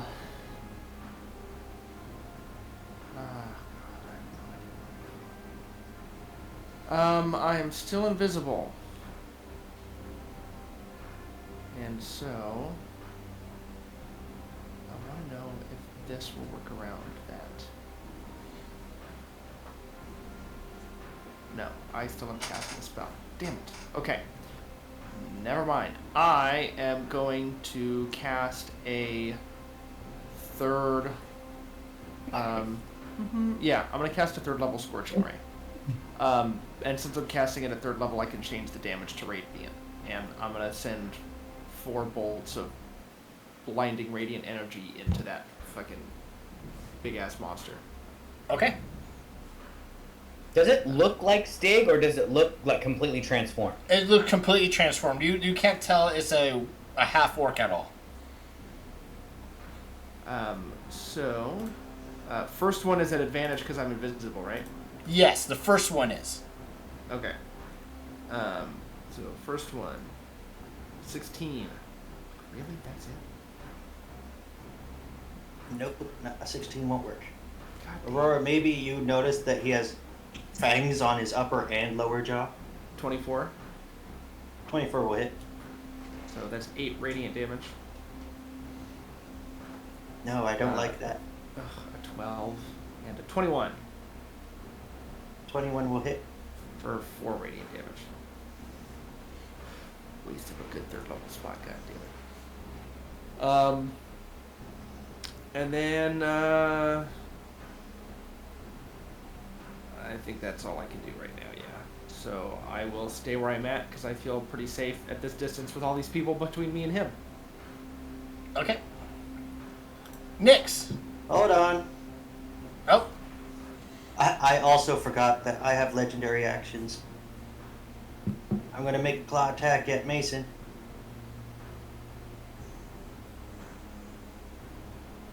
Yes, thank you. 16. That's a miss. You may continue. Alright, Nyx. Okay, I'm gonna cast Moonbeam right next to him. Doesn't that affect shape changers?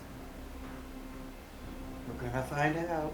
I know, I've never gotten to use this on shape changers, and I think it has a thing that does something. I It think does. Can you Like- can you post the I know for doppelgangers it turns them back into their original form. 5 foot radius, 40 5 foot Makes radius. the save at disadvantage. Ooh. So that's okay. Fails to also instantly reverse to its original form.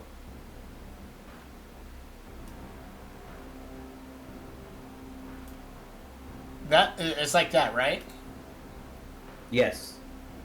And Nyx, I'm assuming you're gonna have it like that. Yeah. Okay. So a silver being 40 feet high until the spell.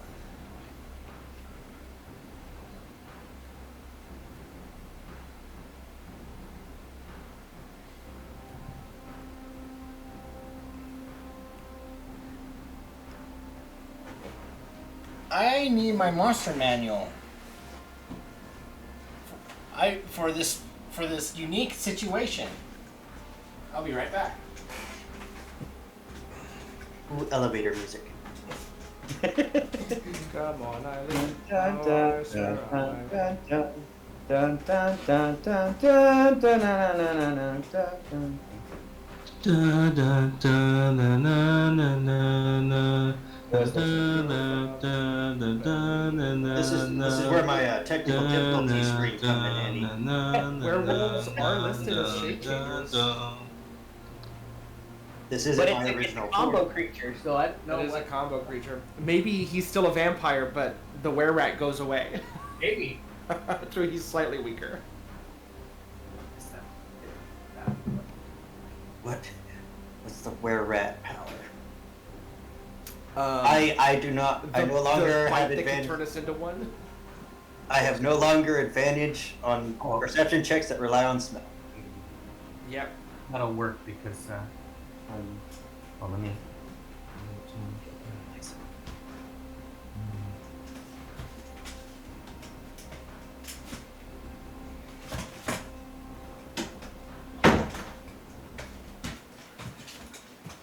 Guys, I hate freaking crutches. Okay.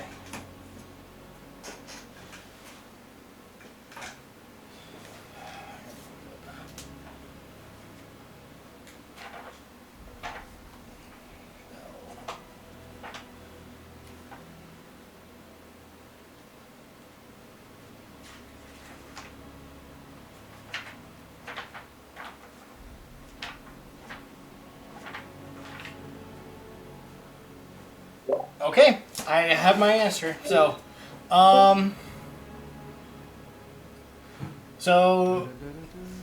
Nix, you summon. Actually, since it's a full moon, it's not blue. The light is red. A red glow comes down from the blood moon and envelops Stig and that area. Is that your turn, Nix? And also, the Fey creature also goes on my turn. Okay. That one's gonna go. Actually, the Fae disappears.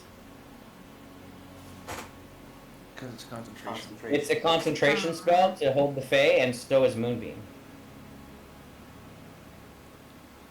So is Okay. Unless you want to keep Rainbow. yeah. Yeah, a lot No, of I've- spells for concentration. Yeah. All right.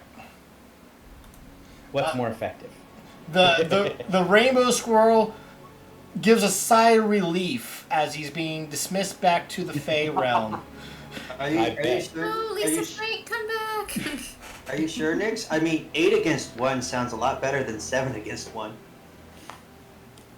You're gonna count Morgan? Come on. Oh, yeah, Morgan's number 3 on my threat level. So Nix, is that your turn? Are you staying where you're at? Yeah, I'm staying where I'm at. Okay. Gallanford. Gallanford is going to point his sword over towards the creature that was once Stig as I cast Bane. Do we know that it was once Stig? The party would know that will recognize this creature as the Stig that attacked them. Let's hope Yeah, it's Stig, because if not, there's another one running around. Oh god. That would be awful. I have found a mate.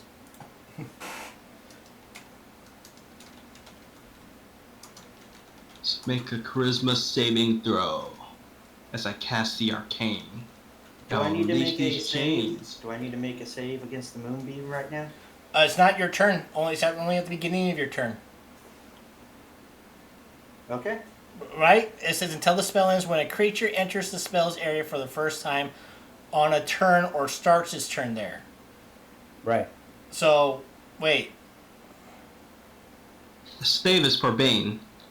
No, but he's asking about Moonbeam because he was enveloped in Moonbeam on a turn.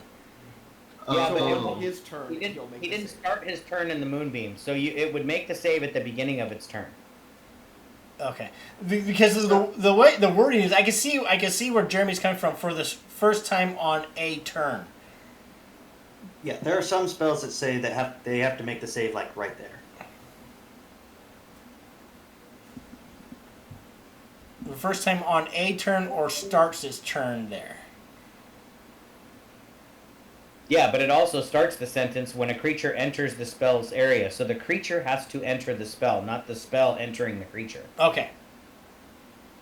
And it's so that the reason that's there is if you move out of the spell and then back into the spell, you make the save twice. Because you start your turn. Oh, no, you only make the save once. You can move out of the spell and back into the spell because you only make the save once. That's what the wording is there for. Okay. But You can't damage a creature twice with Moonbeam on a turn. I think that's why it's there.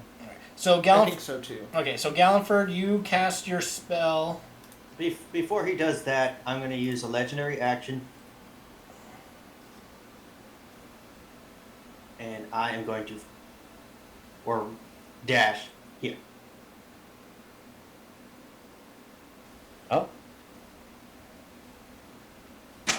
Can I make an attack? Yeah.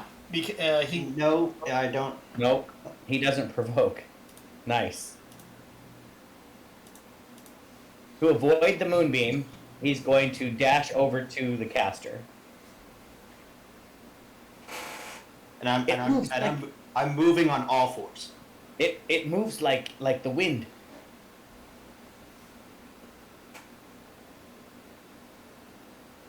Now Nyx is gonna have to chase it down with the moonbeam. All right, Gallenford. Now you can do Now your. I need a charisma save. Yep.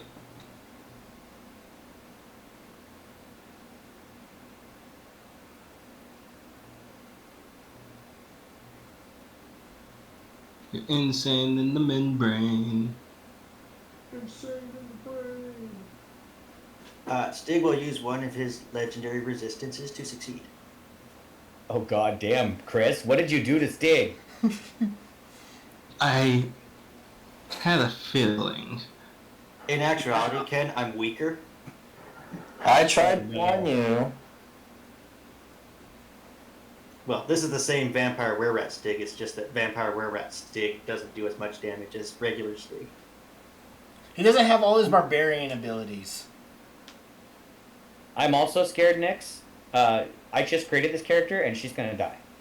I warned you, but you were real confident to come out here. Yeah, the three of them could barely hold me. All right. Okay, that was my turn. I was hoping to weaken his attacks. All right, Morgan. Alright, well. God, he's gonna kill my bird if I move it up there. Whatever. Morgan's gonna fly down and provide the help action. On attacks against, or on the next attack against, Stig. Okay. And that's their turn. Aurora. I'm using my last legendary action to attack Morgan. Really? Yeah. He said it was threat number 3. And it's, I think, for the help action. Okay. It was also the first thing I noticed.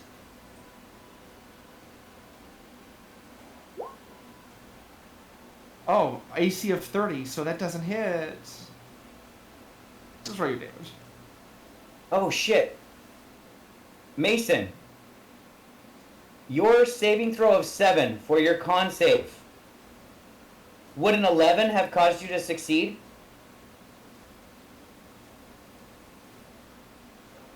I think he hit me with a 17 points of damage. So an 11 11 would on succeed. either save, I think would have worked. Oh, you have an aura, don't you? I have an aura. You might want to put it on there. I have a 10-foot aura. If you want to make me have an aura, you get +4 to your saves while you're in my aura. It's a 10-foot aura, right? It is. How high are you in the air? Oh shit, I'm 20 feet in the air. I will still put the aura up for you. Sorry, Mason. I tried, but you're right. I'm 20 feet in the air. Auras are. I'm going to land now. Well, I'm going to come close to landing because I'm going to fly down to here. Okay. I'm going to stay 5 feet up, so I'm in the air. And now you guys are in my aura. Don't worry, Aurora. You're not safe in the air either. Oh, that's is an Morgan? interesting aura. Morgan I would is have probably still made there, it a isn't he? circle, but that's cool. Well, Aurora likes the symmetry of a square. well, That's okay. true. She is lawful. Okay, And- auras though is okay. The aura says within 10 feet of you, right? Yes. So, like if I change it to It's a 10-foot radius. a It's circle. like Moonbeam, but it's double the size.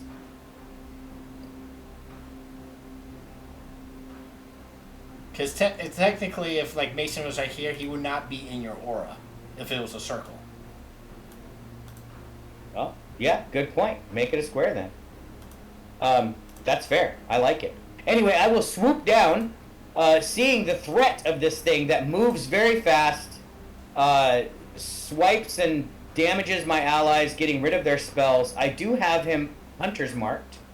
I am going to use a bonus action to use my Channel Divinity to mark him as my, so it's a double mark. You could probably just hover over my target and press the number 2.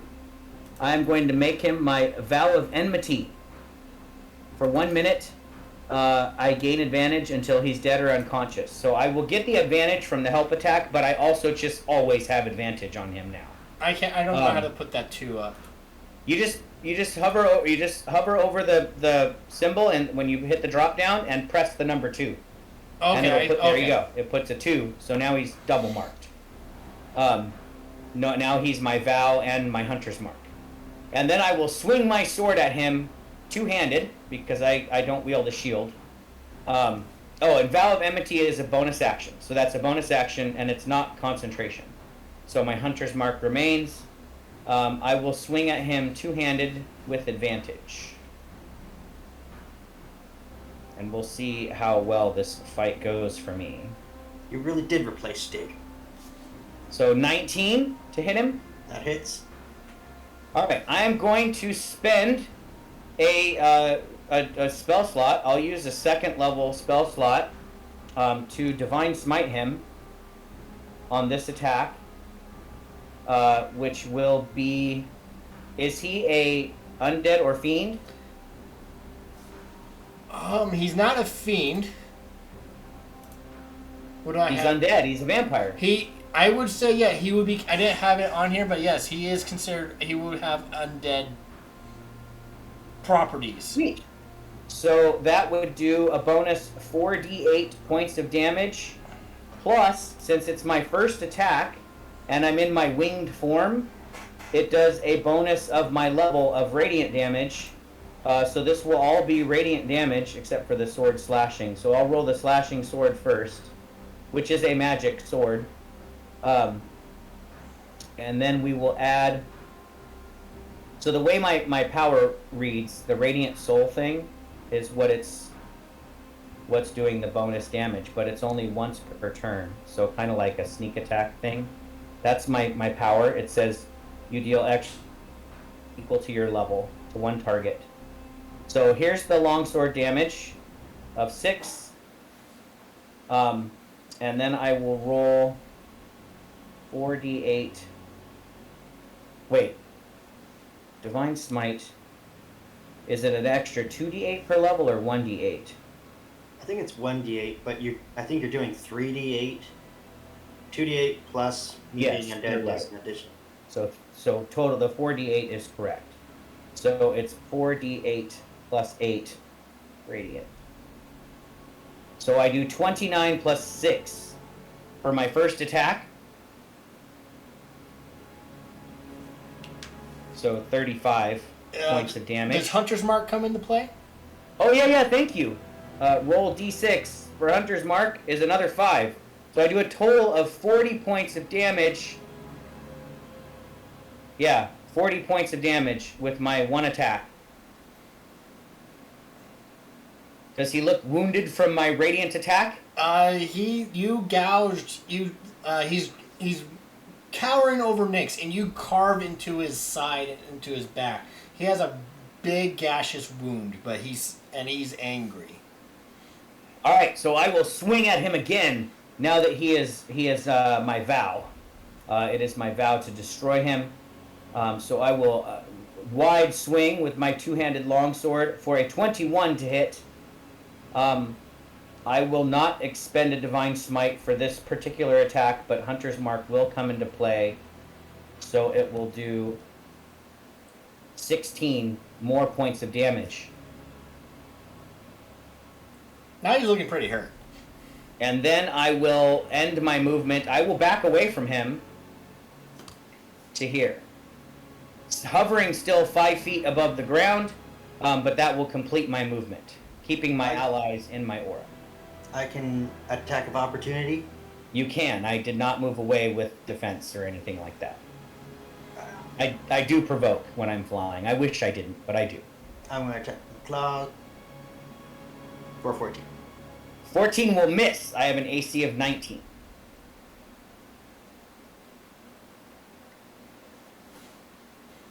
All right. Good turn. It's a good start. Mason. I will say, in character, as I flew down to attack him, is this your friend? Are you sure? It looks like the beast I saw crash out of the inn. It's him. Then I will It's try definitely- not. I will try not to kill him. I'm a shoot him. I'll try not to kill him. I pull out my gun. Yep. It's more of a repulsor laser. He did say you can't go easy on Steve. I opened up a can of whoop ass. 13 will miss. I want to pick up the skull and 5, 10, 15, 20. Can I step in Morgan's square? Yes. Yeah, I think Morgan is hovering 5 feet off the ground. You can be in Morgan.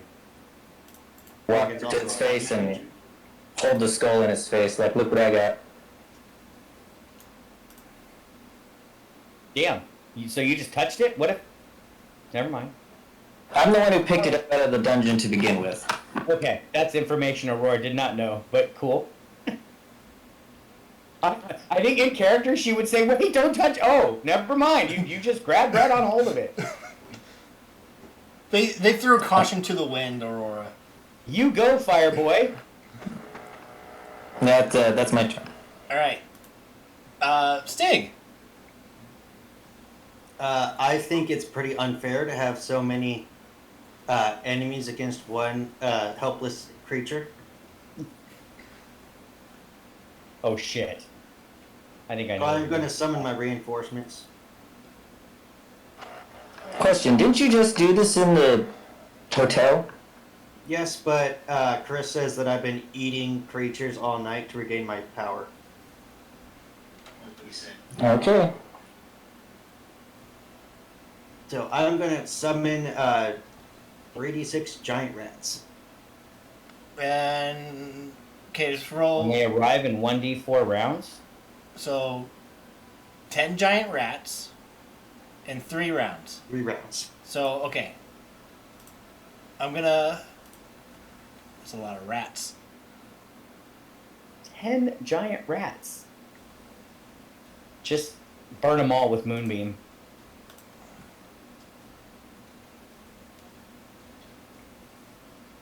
I'm gonna put them on the map, but they're not there yet.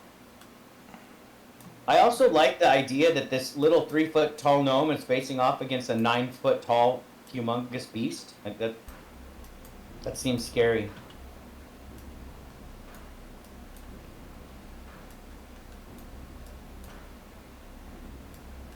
What class is Nyx?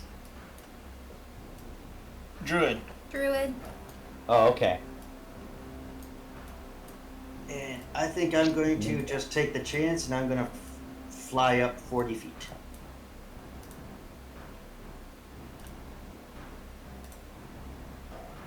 Are you using your move, or can we attack you? You should be able to attack me this time.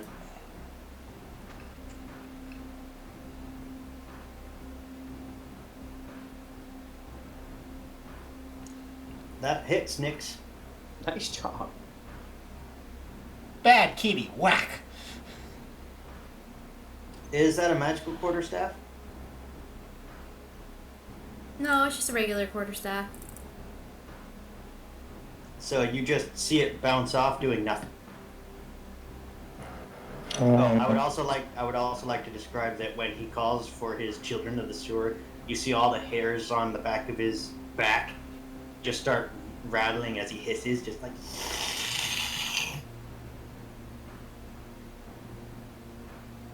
That's suitably terrifying.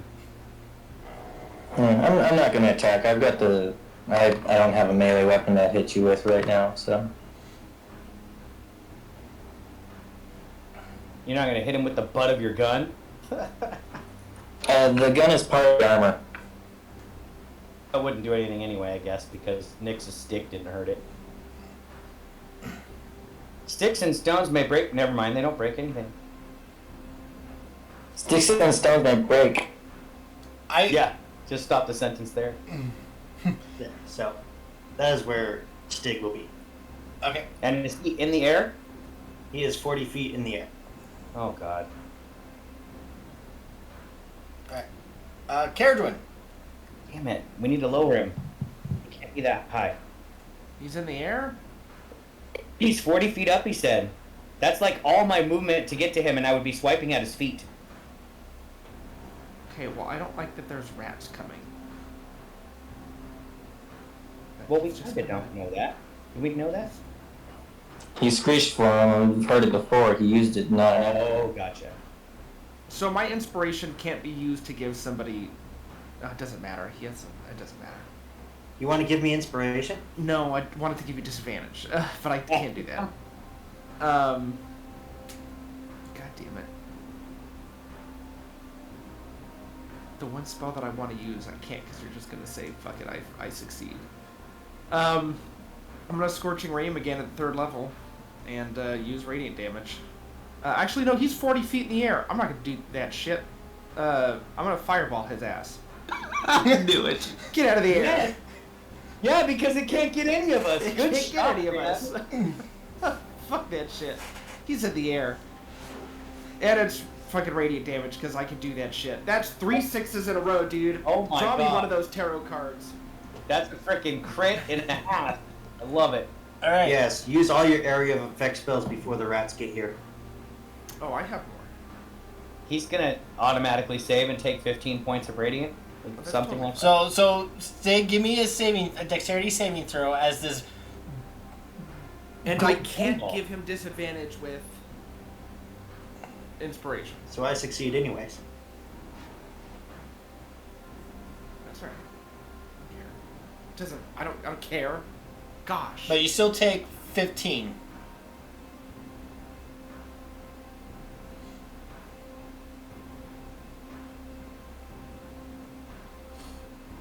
Is it really like the light of the sun, Yeah. or is that just for flavor text? I'm the Order of Scribe, so I can change my damage to any damage type that I have at the same level. And No, have but I this- mean it's not like casting sunlight, because casting sunlight on a vampire does something different than No. Oh no, it's just And- radiant. it's just damage. radiant. Then. Gotcha, Yeah. gotcha. I like it. And then I'm gonna move Or to get game. behind Gallenford. This thing scares the shit out of me. Oh, I hope you weren't using me for cover. I'm about to do something where I'm not going to be much cover. Good one was. Shit, how many? That was 1, 2, 3. Okay, fine.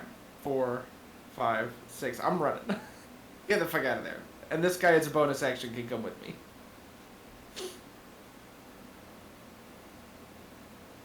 And that's everything. Nice shot. You just lit up the night sky. Wait, was it?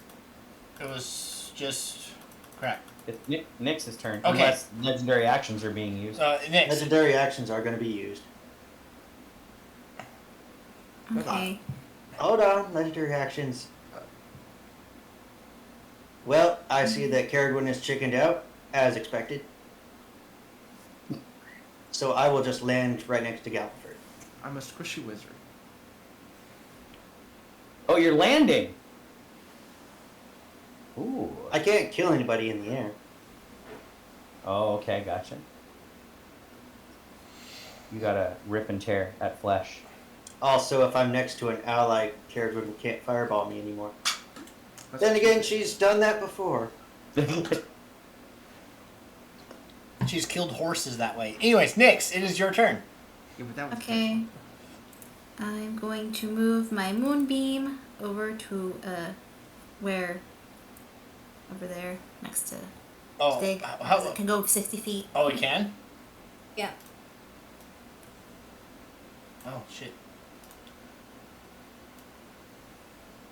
Is that an action or a bonus action to move it? Let me see really quick. I think it's an action to move it. I'm kind of hoping for bonus so she can Yeah, smite it's it. just an action. Oh, okay. Gotcha. And then I'm just gonna go 5, 10, 15. Right over here.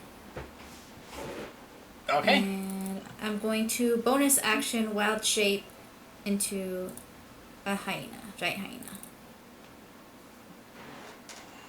So I'll just pull out that.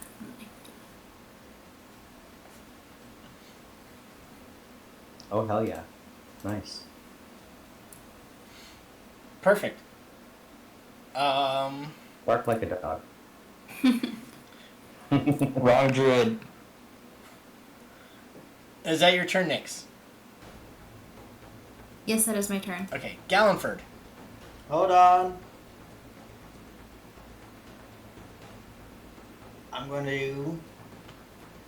I want to bite Galliford. All right. Oh! 23? That hits. I don't know why, but my instincts tell me that it would make a great lycanthrope.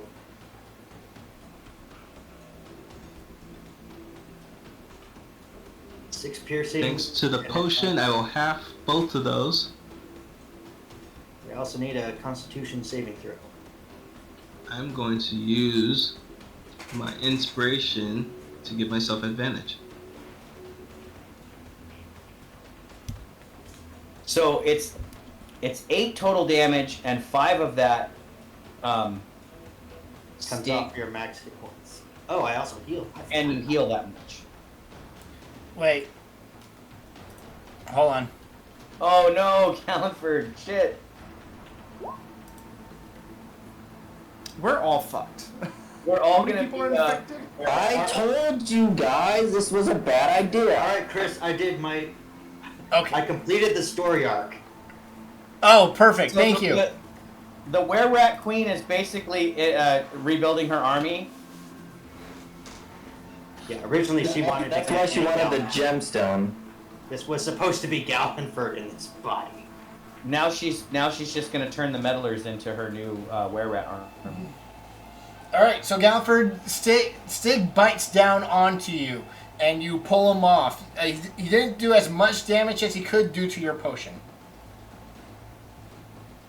But you don't know that you're you don't know that you're cursed.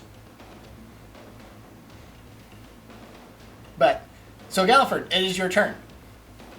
Don't worry, if I survive this, I'll tell you if you're cursed. That's what I do. She's just gonna go down the line, chopping heads off. Right. You're evil. You're evil. You're evil. Like that, sort him out. As I push Stig off, I'll be like, ah! I hope that's not what I think it is. And I do what I was planning on doing. Gallenford performs a secret technique as he spins, doing like a kind of sword dance maneuver in front of himself as he casts Greater Invisibility. Ooh, that's a good one.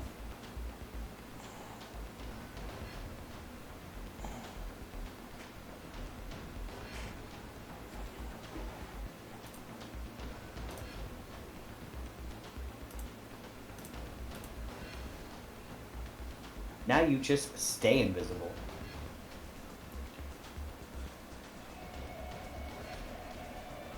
And the way he did it, he kind of like spun as leaves kind of flew around him and everything, and then just vanishes. But I will stay right there. That's like a shadow jutsu. Getting some Naruto vibes. Now I need to adjust my HP. All right, God for 10. Morgan. Sorry, I keep forgetting it's not 10.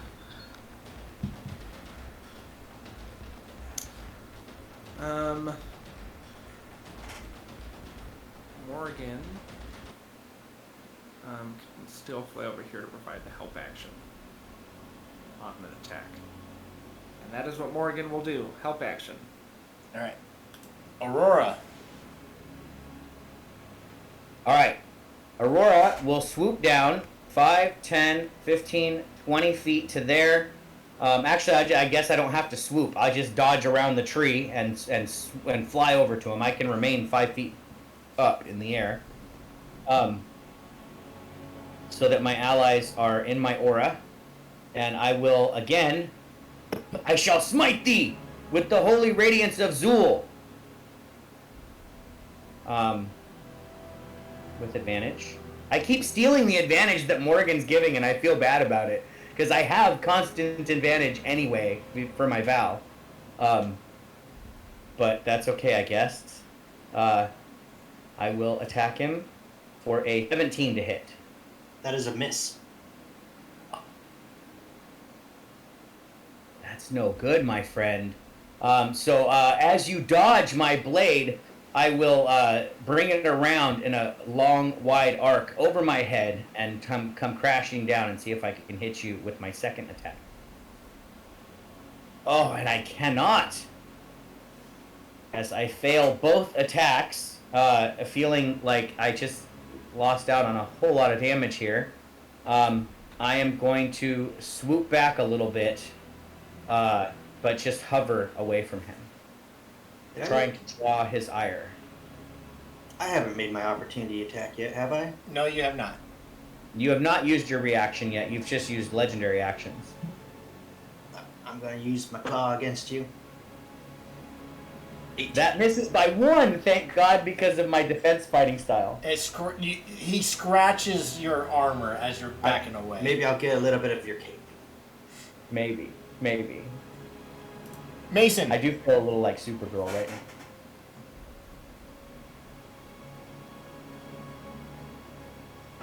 Still carrying the gem over to this position.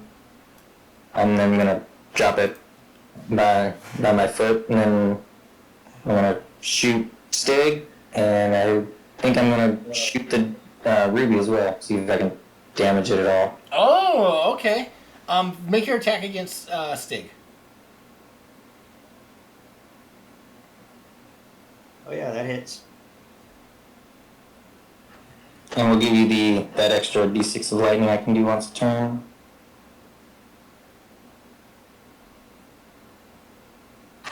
And I will shoot at the Ruby by my feet. Go ahead and roll advantage, because you're like point blank. I'll give you advantage on this attack. I mean, it is prone. Yeah, but I'm using a ranged attack. I would still. I like the advantage call. He has a You grapple in didn't- one hand. Restrained. You shoot your lightning into this thing. It is still, and after you see it begin to crack. But it's still holding, but it's still in one piece. But you definitely did damage to it. So I look at Stig and it's like, do I have your attention now? And that will be my turn. Out in the forest, you guys hear, even in this commotion, you hear scurries getting closer to your location. You believe it's to be the help that Stig may have summoned. But yeah, Stig, I need a what kind of saving throw? I think it's a con save. Moonbeam, but it might be A Constitution saving throw.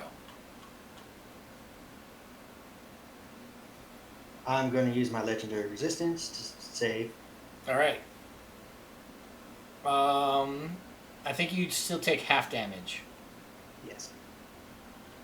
And then I don't know if you ruled on the shape changing thing, but since it failed to save, I chose to succeed. He chose to succeed. Oh, that's right. You did. You succeeded. Never mind. I'm sorry. My bad. Mason, you said that the skull was on the ground? Yep, it's by my foot. I feel it. Tell me if I'm wrong, Chris, but I think I feel it cracking in my soul. You have. It's like you and the skull are connected. Yes, we are one. Yes. I'm Because we're going to move there. connected. I'm going to use. I'll just grab it if I can use that. Yeah, I'm just going to grab it, and I'm just going to fly. I'm going to fly 40 feet up. No, 50. He didn't dash away, right? You mean disengage? I think I have to use my action to grab. Yes. Yeah, it will take your action to pick up the skull in between Aurora and Mason. Then yes, I did not disengage. Sweet. So that's like, well, I don't know if Mason's going to be able to make an opportunity attack, but I can. I'm good. Punch him, I guess. Please hit him, because this is what Vengeance Paladins frickin' do! Damn it! Go ahead and get away, Stig. I'm gonna use my mace to make the attack, but this is just gonna be me punching him.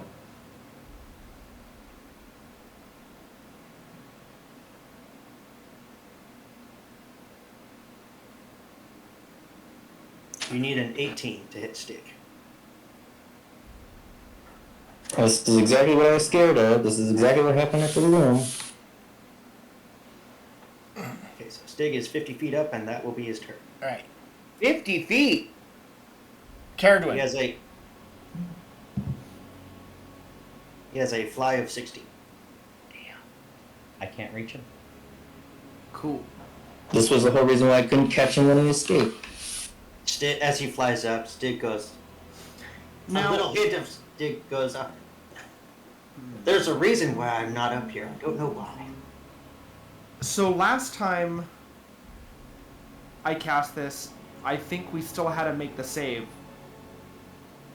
But given that he's like way more transformed, I don't know if this would work.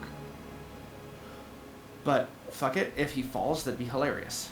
I'm going to cast Hold Person, which works against humanoids. Which, as a lycanthrope, he might qualify as. Yep. Vampires are humanoid. And so are technically were-rats. I think. But anyways. So I need a Wisdom saving throw, or be paralyzed. God. I know this trick. Fucking damn it, dude. I know. How do you roll a 17 on that? Damn it. Alright, and then bonus action move this guy 30 feet. All of our magic is failing. I'm gonna move that guy over there. And then with my movement, get behind the tree. And that's my turn. Alright, at the end of her turn, Stig will move another 60 feet in the air. As his legendary action. So now he's 110. Can you put a text box below you? Because I can't read your name if you're putting yeah, it. we can't tell how high you are, so it's hard for us to know how far we have to move to get to you. I can't adjust that. You can put a text box on the map, though. You can also see my name in the turn Hold order. on. There you go. Yeah, but I don't want to scroll up and down the There you turn. go. Gallon first doors in, Vampire, Were-Rat, Stig, 110, next Pilgrim. Chris, you just need to make Vampire Stig's name box visible, and then he I can did. put his height in that. Can you not see it? No? Nope. Oh, hold on. You can also shorten it to VWS. You just can't see his health bar, right? Yeah, I'm a ball. No, we can't see his Okay. health bar. Okay, That's that's right, the I'm a only thing I bolt want to dragon. keep.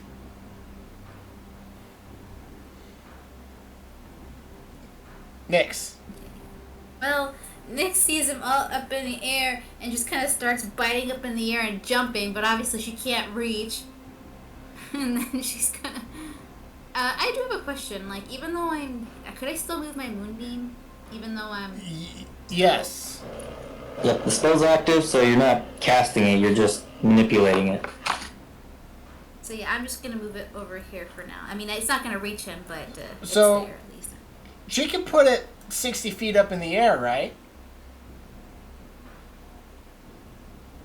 I believe so. Well, you don't have to. It's 40 feet high. She doesn't have to put it 60. I mean, it's 40 feet tall. So Yeah, Yeah, but if she puts, 110 feet in the air. but yeah, she so it put, wouldn't reach him. so if she put it 60 feet in the air, it will be 10 feet short of where Stig is. You are just out of range by 10 feet. It's a sliver of moonlight.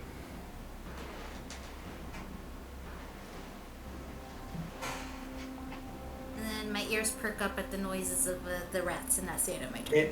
It does say you can move it in 60 feet in any direction. So let's see. Yeah, what we're saying is even if she moved it 60 feet up, it's still short. Yeah. It would reach to 100 feet if she moved. Wow, it. it's like I had strategized this. You're still in my range. Get him. So is it- 9 charisma. So Nick, do you want it there, or do you want to put it underneath them, trying to chase them? Yeah, I'll do that. Okay. And is that your turn? Yep, that's my turn. Okay, It's Gallon like, first. it's like Lando chasing the, being chased out of the Death Star. The fire's right behind me. Stig will use another legendary reaction to move another 60 feet up. You see why I'm so frustrated with this thing? Wait, you just used one to move before I went? I moved one after character win, and then I moved one after Nick's. Right. He can use a legendary reaction after somebody's turn. Okay, so where are you at currently? 170 feet up. Shit. He is now out of the range of what I was going to do as well. I was going to be able to do something, and now I can't.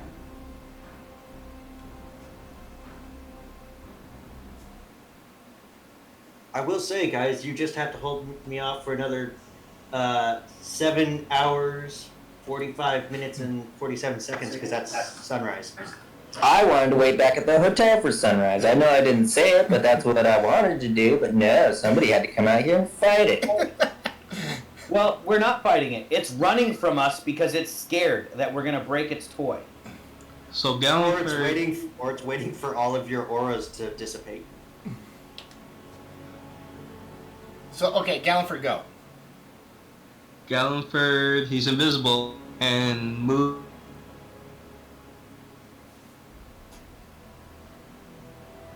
The moment Stig is within 120 feet. Okay, you cut out. So you're waiting for Stig to be in within 120 feet of you? Yes. Okay. Morrigan.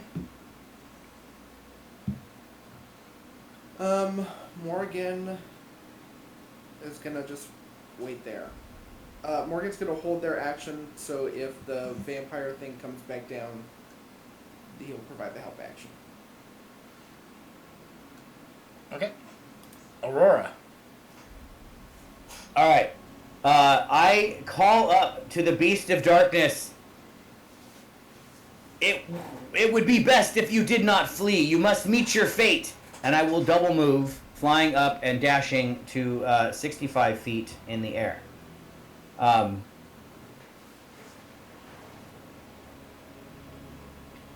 can do. Let me check and make sure I don't have any bonus action spells that I could do. Cam, were you? I'm gonna guess. Were you gonna do compelled to duel? No, I don't have that prepared, unfortunately. I Oh. would have loved to have had that, but I don't. I had another idea that's similar to that spell that I do have prepared, but he got out of range of that. So I will just double move, hoping that he gets within range, and I do have a bonus action spell, but it's concentration, and I don't want to end Hunter's Mark at the moment, so I will end there. But this also means that at 65 feet, none of you are in my aura anymore. You know, Ken, this reminds me of a similar scenario. Oh yeah? Yes, it was your homebrew game. The high level one? Yeah, but it was Karsadi against Cygnus. Yeah, okay, I do remember that. Yeah. Mason. Well, he's out of range of magic missiles, so the only thing I got is my long lightning lances. But it's Disadvantage at 300 feet. Oops. I want to aim. I want to take an aim shot at the gem. Okay, perfect. Go for it. This has a different AC than Stig.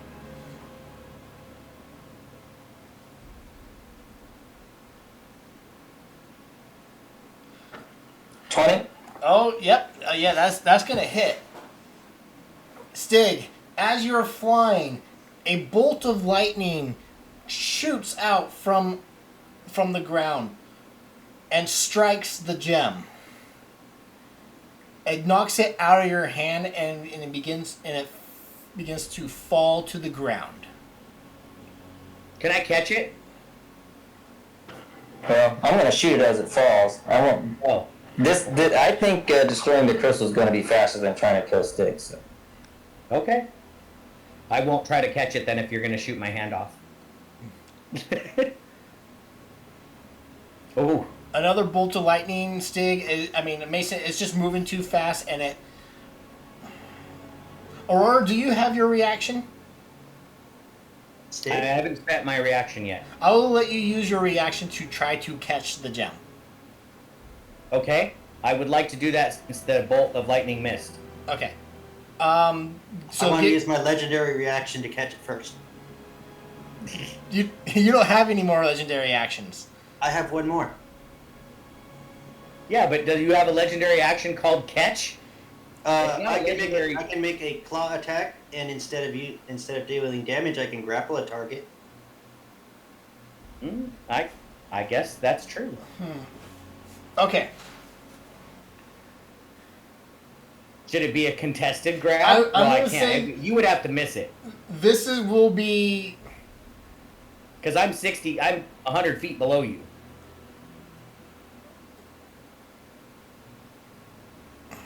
So, yes, Stig, you would... Go ahead, Stig, and I'll make a claw attack. Make a claw attack.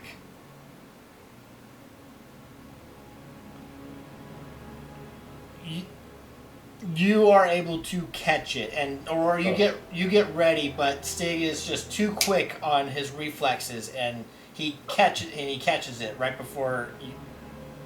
Mason, it was a good shot to shoot it out of his hands, only for him to reach around and grab it anyway. Stig. That was a good shot. Now he's going to use his the rest of this turn to fly out of that range too. He's out of legendary actions. Oh, but it is his fucking Stig. turn. Give me a wisdom saving throw. A what saving throw? Wisdom.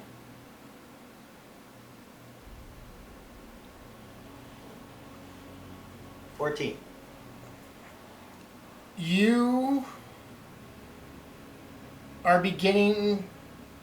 With the skull being damaged as it is, you regain for a moment your humanity, so to speak. You're still in form, but you're clutching your head. You have a headache, and you for one round you are not you are basically in control of the beast. Then I will just be enraptured by this mystical Valkyrie who has come to save me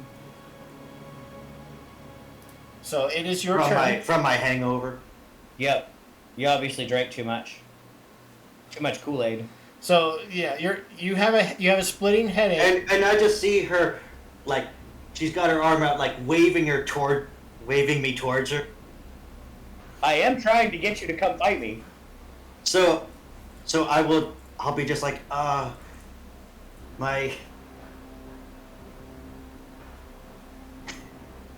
it's not my sleep demon, it's more like the opposite. I mean, I have wings right now that are glowing luminescently, so I look like an angel. Like, literally a full-on angel. I mean, you'd probably be the kind of woman Stig's into. You've got that serious, no-joke face. She does. Boob armor. She's got the resting bitch face for sure. So I think Stig will he will double move with his arms out to embrace you. My ready spell will go off as he came within range. That's funny. So I unleash my love. the circlet of blasting. But since I'm invisible, all you see is 3 bolts of fire of like a feather from the hat come flying towards you. Did you make it down to 65 feet? So, minus 120. And Scorching Ray has a range of 120. Yeah, if you come down, yeah, you would be at 55 feet, but you could stop at me if you wanted to. Yes, I will stop right next to you, arms outstretched, as I get the ever-loving snot blasted out of me. It does seem like that's happening, yes. Oh, you also see him reject. Because I took no radiant damage last turn. I know, I missed you. I was trying to do radiant damage. Oh, you missed me? I did. Hang on, there's too much damage. Damn, these are some blasting circlets. All 3 hits. 23 points of fire damage.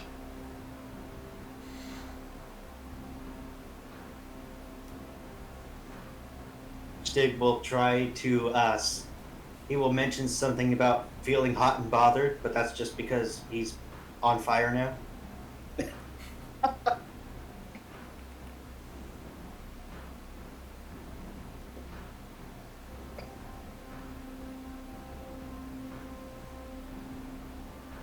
So yeah, that's his turn. Unless Caradwin, you had something.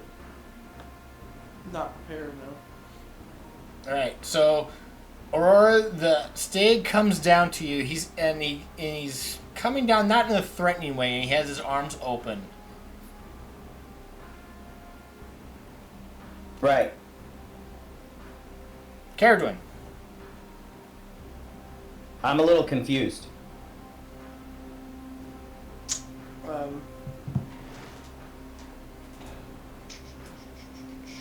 I'm just gonna try again to get him the whole person. Especially now if he's within. Well, how far off the ground is he? 65 feet in the air. Oh, that won't work. You can't jump 5 feet in the air and cast it? No, the fall won't kill me. That's what she's concerned about. Well, that too.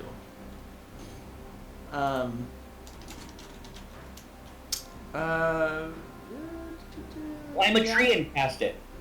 I'm not gonna succeed at that. I'm gonna also magic missile, or not magic missile. Sorry, scorching ray.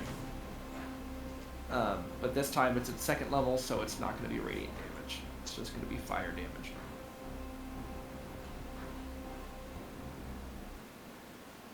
That's a 1. That's a 2. Nope. And 3. Nope. All right. Well, I get 1 hit. And it's fire damage? Yeah, because I have to cast it at 2nd level now.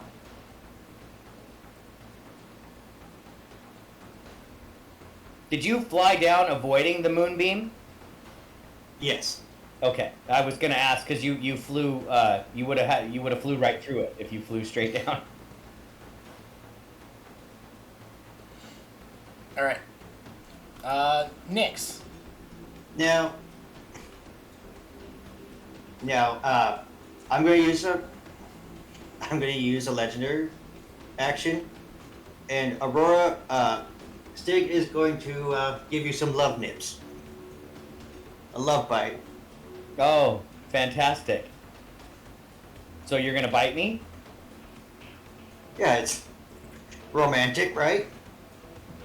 Sure, with the fangs and everything. A 20 will hit by 1. Unfortunately for me. And I'm not resisting anything, so I get to give you a con save. Well, you are immune to disease, right? I am immune. Oh, I am immune to disease. And lycanthropy, it's a curse. It's not a disease, right? Technically, yes. It lycanthropy is a curse, not a disease. Now that said, I am resistant to radiant and necrotic damage. So I will only take 7 of that necrotic anyway. And but I will only take 7 is reduced. And only 7 is reduced from my max. I get 7. That's nice. But you heal 7. And I will take 15 total points of damage because I take all of that piercing. Minus 15. And then I need to change this from 45 out of 60 to 45 out of 53. Changing my bar a little bit because I don't have 60 hit points max anymore. And then you heal, and then I need to give you the con save or be cursed as a lycanthrope. So let's hope I make that. I don't get advantage. I have advantage toggles. Let me toggle that off. I do not. Damn, everybody's gonna be a lycanthrope at the end of this. I am a were-rat paladin angel. I also need to give you oh wait, I guess the order of the saves matters. Would you want the save for Hunter's Mark before my lycanthropy save or after? Oh, so like we did for Mason, it will be the spell first, then the lycanthropy. Oh shoot! I rechecked advantage. Let me. So you don't have. Okay. I fail on both anyway. Yeah, there you go. All right. So Hunter's Mark goes away. You can take the target off of him. Actually, just hover over the target and press or hit 2 again to remove the 2. Okay. Because he's still my Val. Oh shit! He's just what the hell? Oh, not adding another target. Why did it?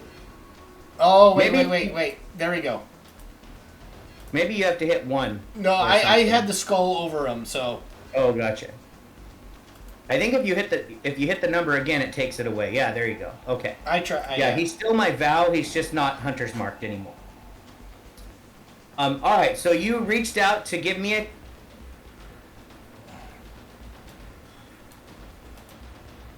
Juices. You drank my blood as you were doing this. That's not a kiss, my friend.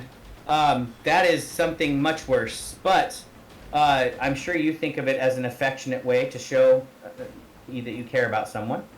But you broke my concentration because suddenly you're all over me, and you drained my life energy. That kind of pisses me off a little bit, but it's not my turn, so I'll let Nyx steal the show. Yep. Please kill it, Nyx. It kissed me, and I don't like it. I'm gonna use my bonus action to come out of my giant hyena form because I'm not doing anything. I'm just kind of standing there. Okay. Oh, And okay. then I was gonna try to drop him, but like to you, Yeah. it might fail. I guess I'll drop Moonbeam. Like, you're gonna completely drop it? As in, I'm gonna cast a spell that is concentration, so it's gonna go away. Okay. So yeah, and then I'm gonna use Elemental Bane on him. Ooh, I have not seen this spell before. And then what's it called? I'll do fire damage.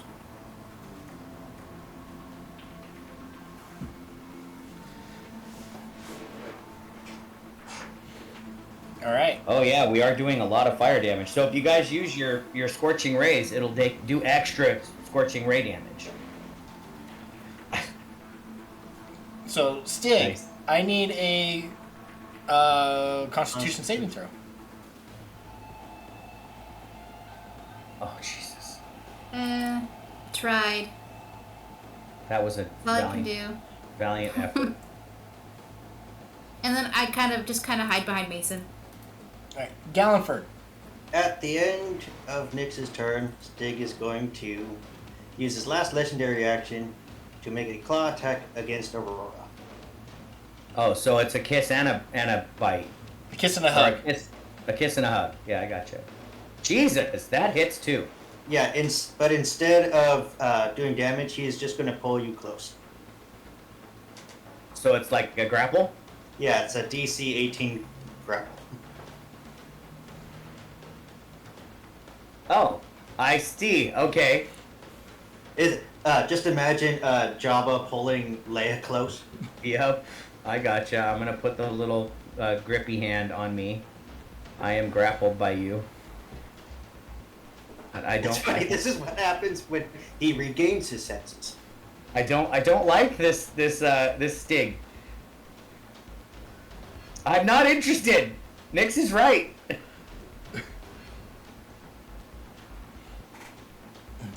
All right, Morgan.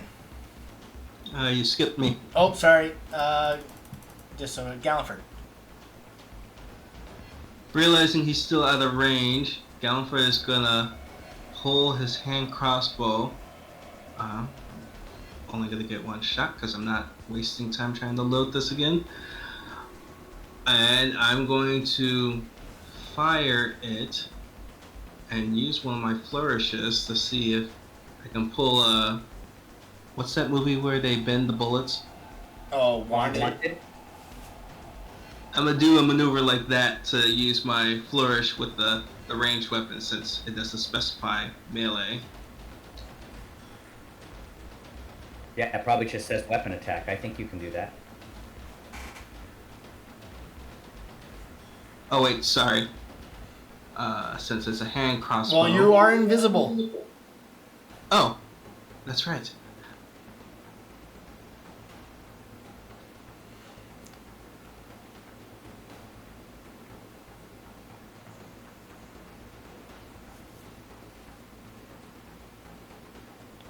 Alright, that's the damage. Well, the flourish would be double 2. Yeah, so the flourish would be another 8. So... 29 total? Yeah, 16 and 13 is 29. Hey, it's the same number you rolled to hit.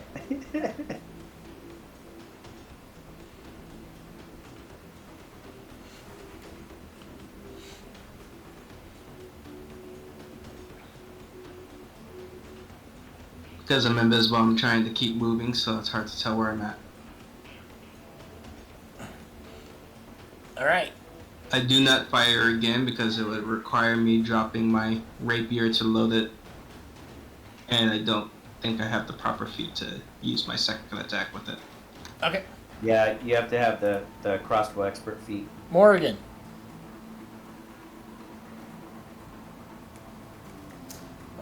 Morgan doesn't Uh, turn dashing. That hand crossbow is magic. I do have that, the hand crossbow isn't, but the bolts that I'm using. The bolts are magical, but the hand crossbow is not. Well, then that damage is magic. Yeah, just keep forgetting about that. Because he's immune to non-magical weapons. That aren't silvered. Yeah. Hey, my sword is silvered and magical. Alright. Morgan's gonna take the dodge action. Okay. Aurora. Alright, I'm a little pissed that this guy just basically, like, force kissed me, and then I tried to push away, and he grabbed me and pulled me closer. And he's not looking well at all. He's actually kind of wavering a bit. Yeah, it's almost his turn again, so I imagine he's about to go full monster again. He kind of regained his senses a little bit, so I saw some humanity in his eyes, but he's about ready to go full rage beast again. So I am going to just Duel of the Fates in the sky, man. That's what's going on here. I need to break free from him. I was going to do something different, but he kissed and clawed me, so I'm not happy about that. I'm going to just attack him, since he's still... Actually, should I bonus action Hunter's Mark? No, you know what? I am going to... You're gonna what? But it's a different one. Sorry, Ken, you cut out right as you were saying it. What were you doing? All right, so I am going to cast a bonus action spell, but it's not going to be Hunter's Mark. Instead, I'm going to cast Shield of Faith. So I summon basically a blue radiant shield of energy around me. So now I am a glowing blue angel in the sky that's protected by the energy of my god. So that will up my AC to 21. So I'll save that. And then I need to change this is my 4th round, so I need to change my wings, because my wings actually go away after 1 minute. So I'm upping the number here to remind myself that at 10 rounds I fall to the ground or land. But right now I'm fighting in the sky, so I'm going to attack him twice with my two-handed longsword attacks with advantage. First attack. Come on, I got a hit. Come on, roll 20. Come Don't on. fuck me. Come on. Oh, 21. I am going to blow a 2nd level spell to smite him again, since I haven't gotten to use a whole bunch of spells yet. But let's see, that's going to put me down to 1 2nd level spell. And I just cast Shield of Faith and Hunter's Mark, so I have 2 1st level spells remaining.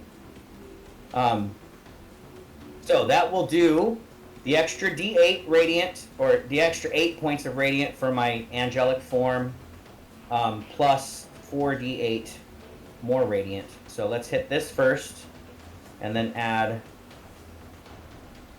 roll 4d8 plus 8 radiant. That's a pretty good hit. So that's 39 points of damage on my 2nd attack. So, yeah, your extra radiant does 3 times as much damage as you need. So you plunge your sword into Stig, and his eyes glaze over, and both of you go into a free fall, and you slam into the ground. Well, I can land. I assume his grapple would end if he becomes incapacitated. So what I would like to do, if at all possible... Hold on. It's still technically your turn. So yes, he lets go of you, and him and the crystals and the ruby skull plummet down to the ground. I would want to essentially, as I plunge my sword into him, I was meaning to knock him out with the blade and do non-lethal damage, but that's fine. He pissed me off. I ran him through. But I see that he starts to fall as his hand loosens grip. I want to reach out and grab him and fly down to the ground and land him on the ground. I don't want him to hit. Give me a strength check to try to hold on to him, because you're kind of bearing the entire weight of this creature. If I have to drop my sword, I will do it to catch him. So you drop it, so you catch him. So give me a strength check to see how well you can hold on to him. Can I use athletics? Yes. Okay. Good, because I'm trained in that. This will take up your reaction, by the way. Since we're still technically in initiative order. Yeah, no, that's fine. I'm reacting to him falling, essentially. All right. You are able to. It's It's a heavy thud, but there's no damage. It's a hard fall, but it's not a free fall. All right, so I catch him, and then I basically my hands will start to glow. It's an action to do it, so I can't do it this turn because I used my action to attack. But I'm getting ready to lay hands on him and heal him. No, wait, I wouldn't do that first. Unless the curse is broken. He is still in his bestial form as you see him right now. As of right now. Don't worry, Aurora. A lot of women instantly want to put their hands on me. Nice. No, you're bleeding out, dude. Okay. That's pretty bad. So I just land next to him for now, and then I kind of look around at everybody and say, I kind of stutter a bit. I'm sorry. As my wings are kind of up in the air, hovering around my head, because I didn't mean to kill your friend. Maybe I don't can blame save- you. He was being a little bit too handsy. Maybe I can save him still. All right, all right. But I don't know yet. Mason. I'm gonna go walk over to where the orb is, and I'm just gonna shoot it. This thing needs. Okay, this thing breaks right now. Okay, make an attack roll with advantage.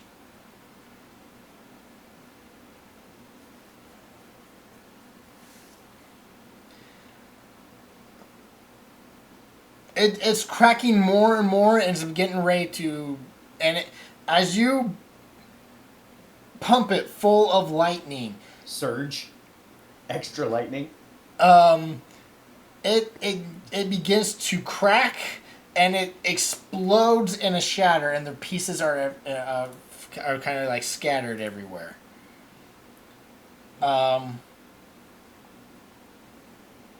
You do see after that moment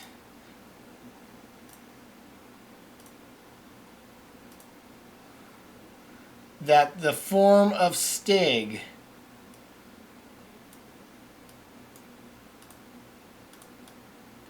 Just a regular vampire. he is naked, but he is laying there unconscious. Oh my god, he's naked? Yes. His little pecker better not be sticking up right now. He's unconscious. Oh, good. And he's losing blood. It's not flowing in that location, you know? It's flowing outside of the body, not within it. I'll turn to Aurora and be like, now save him. Now you can try and save him. And that will be my turn.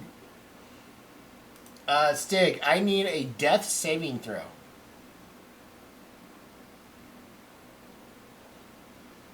Time to cut out. You don't need to do anything, Stig. Alright. Stig will make a death saving throw. Using vampire brer rat Stig or Stig? Stig. Normal Stig. You're no longer your vampire rare rat form. No, it's the same roll. It's the same roll. It's a D20 roll.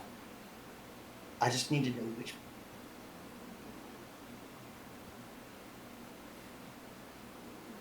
one. All right. You see the blood. You see the blood begin to pool around him. Stig is also smiling. He will die happy.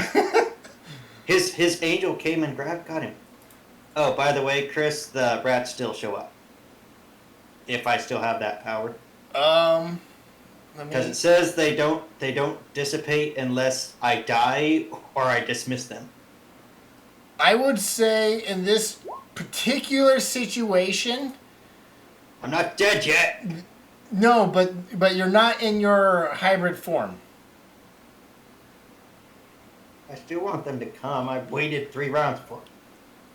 Well, I'll let you make that decision. They show up and look for their master and wander off. It's like Kenny where they show up and just eat my corpse. I'm gonna say that because you're no longer in your form, that power is deactivated. Yeah, technically Stig's still alive, but vampire were-rat Stig is dead. Yeah. So Caradwin, you peek around the tree and you see Stig and on the ground. Looking out.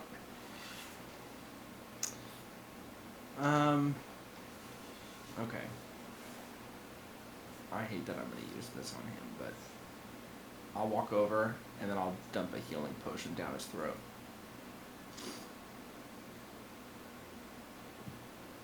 Which is 2d4 plus 2. Yes.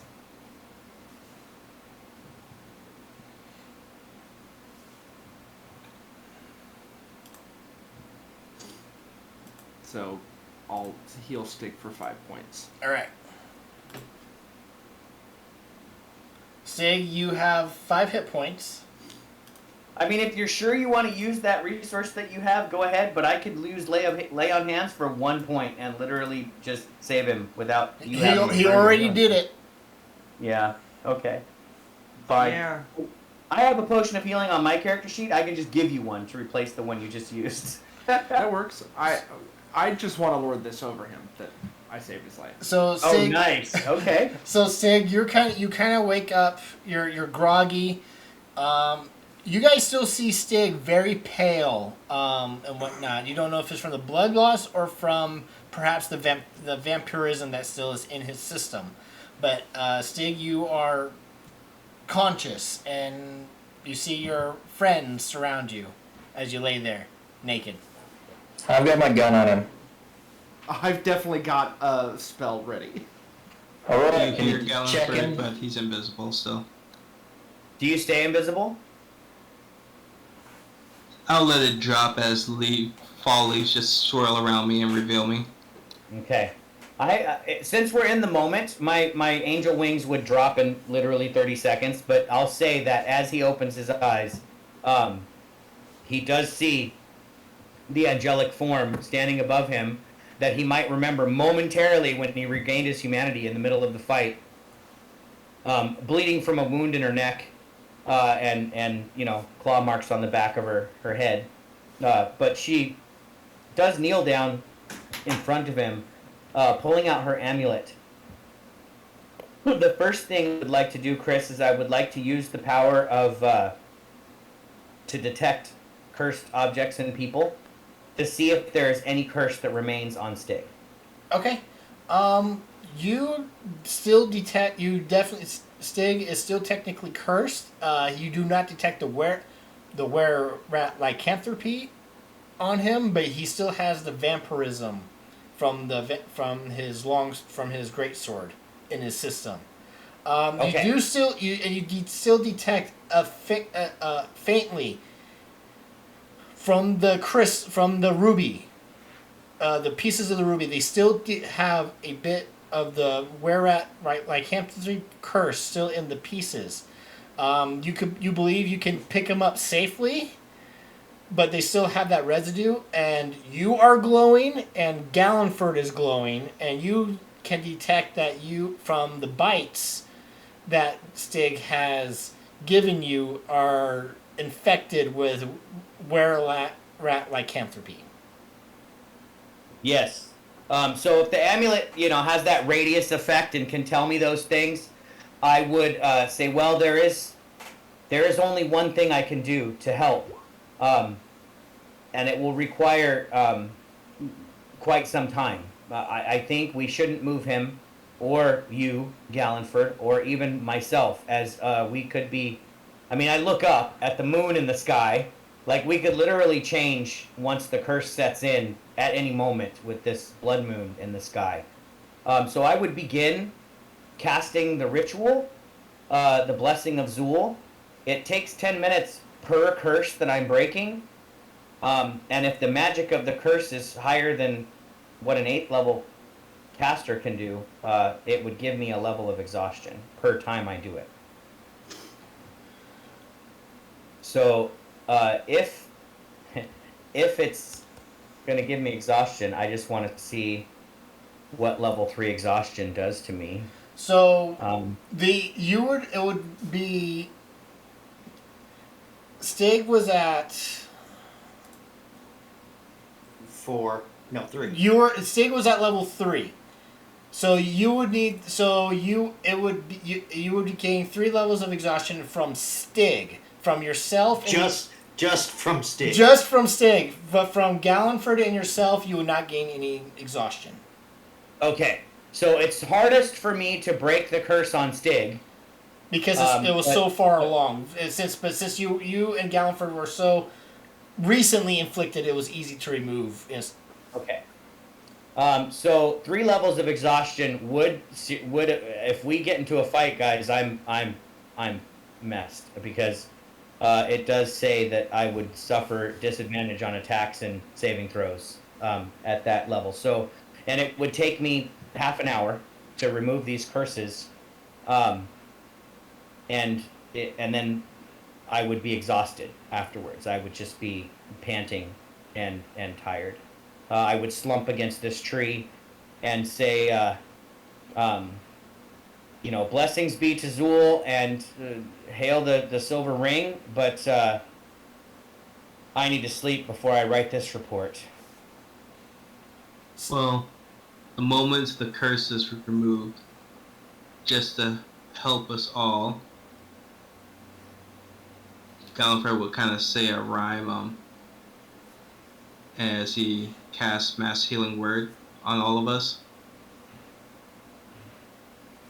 Wait, are our max still shortened? Yes. That requires something else to get us back to our original max. I don't remember what it is, but yeah, remove curse doesn't take care of that. I think you have to rest a day. Yeah, I think it's a full rest. But I mean, I can still use some healing in case something, those rats that are rustling in the bushes out there decide to get hungry. They were literally almost upon us. So everybody gets 4 HP, and I would respond to Mason's comment. No, leave that to me. I will collect the shards.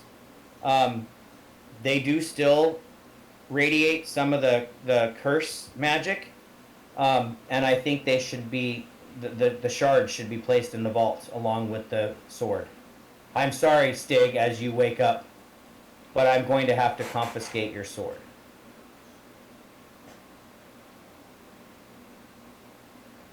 Yeah, sure. You're like, who are you again? I haven't met you yet. Yeah, Stig will look to Gallifrey and goes, "Who's that?"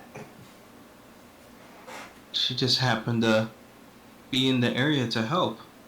She's part of the Silver Ring. And no, she's not actually one of the ones that Professor Bierce was going to send. Oh, but you hired her to help us take down that queen? Well, when you destroyed the room, she happened to be there and saw the you flying off. And after telling her what happened, she was willing to help.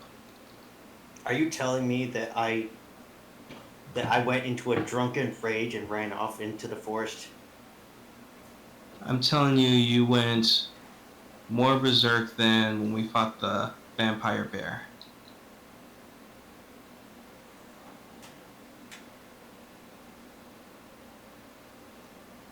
Is anyone else down hit points, by the way? I'm down about 90. Oh, that's true. You are pretty hurt. But before you, is anybody else hurt? So Stig is cured, yes? Yes. After the ritual that Aurora cast on you, your color comes back. You are cured of your vampirism, and Mason technically cured you of your where we're at lycanthropy. He's still affected by the sword, right? No. That was the 3 levels, the 3 curses she removed. Yes, the 3 levels. I was gonna offer to break the sword too, but if you got it already. So yeah, I did that with my ritual. So Aurora, with the amulet and pieces, you kind of get pieces of what the curse was. When the skull was intact, whoever touches the initially of the skull instantly gets the lycanthropy curse, and those who possess the skull can control the lycanthropy. So, if you had the skull, you could have controlled Stig the entire time. Oh, so we could have just... because Mason grabbed the skull. But he didn't know he could control Stig. He didn't given. I would have need to identify a thing with my amulet to figure that out, and yes. He just ended up fighting. No, good call. Before anybody uses any resources they don't want to use, since I'm here as a one-off, Aurora I can burn all my healing hands and my Azamar powers first. Well, and then if you guys still need to use healing resources, you can, because Aurora would say that as exciting as that sounds to join you in your quest to destroy the Rat Queen, I would need permission from the Silver Ring in order to journey with you on that particular quest. I only was able to offer to help because it happened to be right now while I was resolving another case. But I would need permission from my superiors to go on a quest. They might need me for something else, and they would have to make that choice. It's not up to me. Well, don't. I am due to return home. Well, don't use any healing because you guys will have a long rest after this. Well, I get all my stuff back with a long rest, but yeah, okay. But We can just sleep it off. Yeah, well, you will still have your levels of exhaustion, but Yeah, I would go down to 2 levels of exhaustion by the next day. right. Essentially. So, or you collect all the pieces of the ruby skull. You safely put it in, wrap it up, put it in your pack for safekeeping. You grab the sword. You make sure the sword is secure. The morning comes. You all make it back to the city. You report in basically what happened, and you kind of tell the city, okay, everything's fine. Stig will go in early, dashing between building to buildings to get to his room so he can put some clothes on. You are He's naked. just walking around with the blanket that I gave him. Like shower towel. Yep. The innkeep will approach the group and demand payment for repairs. He will demand at least about 75 gold. Mason's just gonna look at Stig. What? Nothing. It's not like we don't have it. 9 No. charisma. We should to the bag you're, of holding. I would say so the next morning, I would seek out the party before I head out, boarding my horse. I would say it was a pleasure meeting all of you. Perhaps someday our paths might cross again. If you continue to fight the forces of evil, I'm sure they will, as I am on the same side. But I take one look at Caradwyn and say, don't forget, friend Caradwyn, you need to update your license. As I stare at Beauregard again, as I board my horse and wave farewell to the group. And it was a fun adventure. I'm glad your friend didn't die. Hopefully, Stig can continue to fight on your side instead of against you. I hope we meet again, Miss. What was your name? Nobody told me your name. And she flies off into the distance. None of us. Yeah, I leave. Wait! I get on my horse and I chase her down. It was an honor. As I do a fancy bow, as she would. I will turn around to Stig, and kick my horse into full gallop, but I will blow him a kiss before I ride off into the dawn. All right. And with that, we'll end the session there.